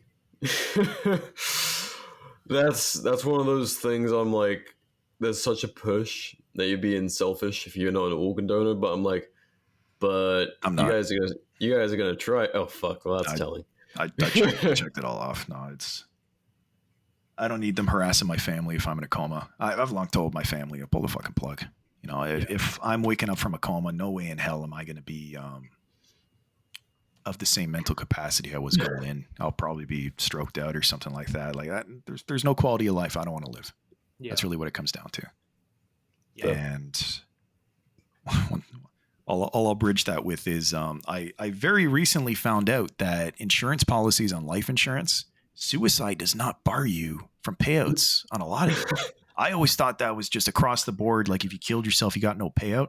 Mine full on told me, dude, if you kill yourself, like we're paying your estate $2 million. Oh, fuck. I'm like, holy shit. It's like, yeah, dude, that's not the message I want to be sharing. During an economic downturn. I gotta do it before I'm 65. Because when I turn 65, I got to renegotiate it and they lower it down to a shit ton. So I'm like, oh shit. Like I have an expiration date. Cool. Like, you gotta make a decision. By the time suddenly degrades. By the time I'm 65, $2 million is going to be worth like fucking like $3 American. So I don't know. Oh, dude, in 10 years, it's going to be. Weimar Republic. Yeah. Oh fuck. A little interesting thing. just for your information, do with that what you will. Yeah. Yeah. Oh yeah. Please don't do it. A lot of them got a clause where it's like, oh, you got to wait 2 years. I'm like, okay, well, no, not everyone can wait that long. So anyway, what I'll bridge this with is if anyone in the audience has questions for me directly, I'm not going to put down like my Instagram handle or anything like that. In fact, I don't have one. Don't look for me. You're like the second thing I'm going to bridge that with is I have an email here. Let me get it. Are you ready? We'll probably get you to tag this in the info on it too. It's legally not a funeral director at protonmail.com. It's a throwaway I threw together. I can't guarantee that I'll reply to everybody, but I will read all of them. So if you have a question, if you just lost somebody, you want some guidance, my information won't be applicable to every single place you're from. Shoot me an email. The worst you'll get is no response, but I will read it. Yeah. But yeah, any dad advice for our listeners here? That's not how to get laid by a purple-haired e-girl that watched too much Tim Burton growing up. Dad advice. Strive to let me say this, and I'm not trying to be a prick when I say this. I am almost entirely sober. Like I'm not saying that as someone that used to drink a lot. I've never picked up the habit. Drinking isn't as cool as a lot of people will frame it to be, even when it comes down to a lot of drugs, because I do a lot of drugs. Let's also say that. Alcoholism is a legitimate thing, and I've seen it be the downfall of a lot of fucking people. If you need to drink to legitimately like get through the day, wake up, even if you joke about it, joking is how you're coping with it. It's an extension of like admitting the truth. I'm not telling you to go to Alcoholics Anonymous, because those guys just replace one habit with another. But just, I don't know, stop drinking for a bit. If you need to drink to get through every day, swap to 2 days, swap to 3 days. Just try not doing it for a week. And I say that as a funeral director that smokes. So what the fuck do I know? And, nicotine or weed? Oh, fucking nicotine, dude. Huh, okay. And not every Canadian is a fucking like hey, blunt packing. I just presume you all do it, dude. Well, what I'll bridge it with as well is I won't say I do a lot of them, but I do quite a few psychedelics. I was gonna ask about that because you seem like pretty grounded, not to go all hippy dippy and shit. But I'm sure that kind of has that helped you process. If I didn't, I think I would have gone nuts by now. And this is something I picked up as early as high school, really, just fucking around. But mushrooms, LSD, at least in Canada, and this is kind of the cool thing. Research chemicals, so LSD adjacent chemicals, like for example, 1P LSD, which is legally under our laws, not LSD because it's a different chemical, can be bought through fucking like the ClearNet websites that you just pay them directly and they ship it through our federal post service. Wow. And the thing about 1P LSD is it's a lot fucking cleaner than like street fucking LSD you're gonna find. I'll never touch anything that comes from fucking somebody's hand off the street. Yeah, especially these days. Microdosing of it, and now that finally things are, I won't say improving a bit, but as study goes into this shit, we're starting to get the solid information on it. Hey, turns out weed isn't as safe as they used to say it was. I smoke weed every day, everything's good. Well, now all the studies coming out since legalization went through, and hey, maybe it's not like the carefree, harmless thing that everyone said it was. On to LSD and all those other psychedelics, moderate microdosing of it has shown to improve people's moods and such. And I'm not an advocate for becoming dependent on substance. I try to be as sober and straight edge as I can in that regard. But I'll probably do 3 or 4 massive fucking trips a year in regards to That's that. awesome. And I'll trip fucking balls and I'll play Dead Space on acid or something. I don't know. That sounds horrifying. Yeah. Yes, it is. I'll leave it at that. But I don't know. Like, if it's not your thing, I'll never push someone to do stuff like that. It's something you got to come to yourself. I really fucking hate when people who just like slam LSD like every couple fucking weeks, going like, you got to try this, man. You got to do it, dude. It's going to change your whole fucking life, your perspective on everything, bro. Like, the potential for getting fucked up on that shit too is there. And I don't want to say you got to know what you're 100% getting into, because it's a strange process, but you got to do it at your own pace. So my dad advice at the end of the day is do drugs. Don't drink as much as people tell you should, I guess. And if you want to fuck hot e-girl morticians, go to the first semester of any funeral school and you'll probably see them. Don't do it. The hair is a warning. Stay away. Yeah, it's a warning. Also, I don't know. Did they still sell those condoms that change color when they got an STD? What? That's a thing? That's a thing, yeah. I don't know if you can probably buy them somewhere. At that point, it's too late. Maybe. That changes color. It's a little bit dick test. I get the old oil change, but I know the way bikers used to do it. They used to carry like little copper pennies with them, and they slip it in on hookers. And if the fucking like started corroding on them, they'd be like, "Yeah, I'm not going in there." She gotta sneak a penny in. Jesus Nice. Christ! Sizzles like Ohio coffee. Oh, Oh, well, on that note. That reference is topical right now. oh yeah, and fuck, like I don't know. I don't always listen to this. Some of you in this fucking audience know who I am. I know you fucking do. And all I'll say is, I don't know. Invite me to Halo, dude.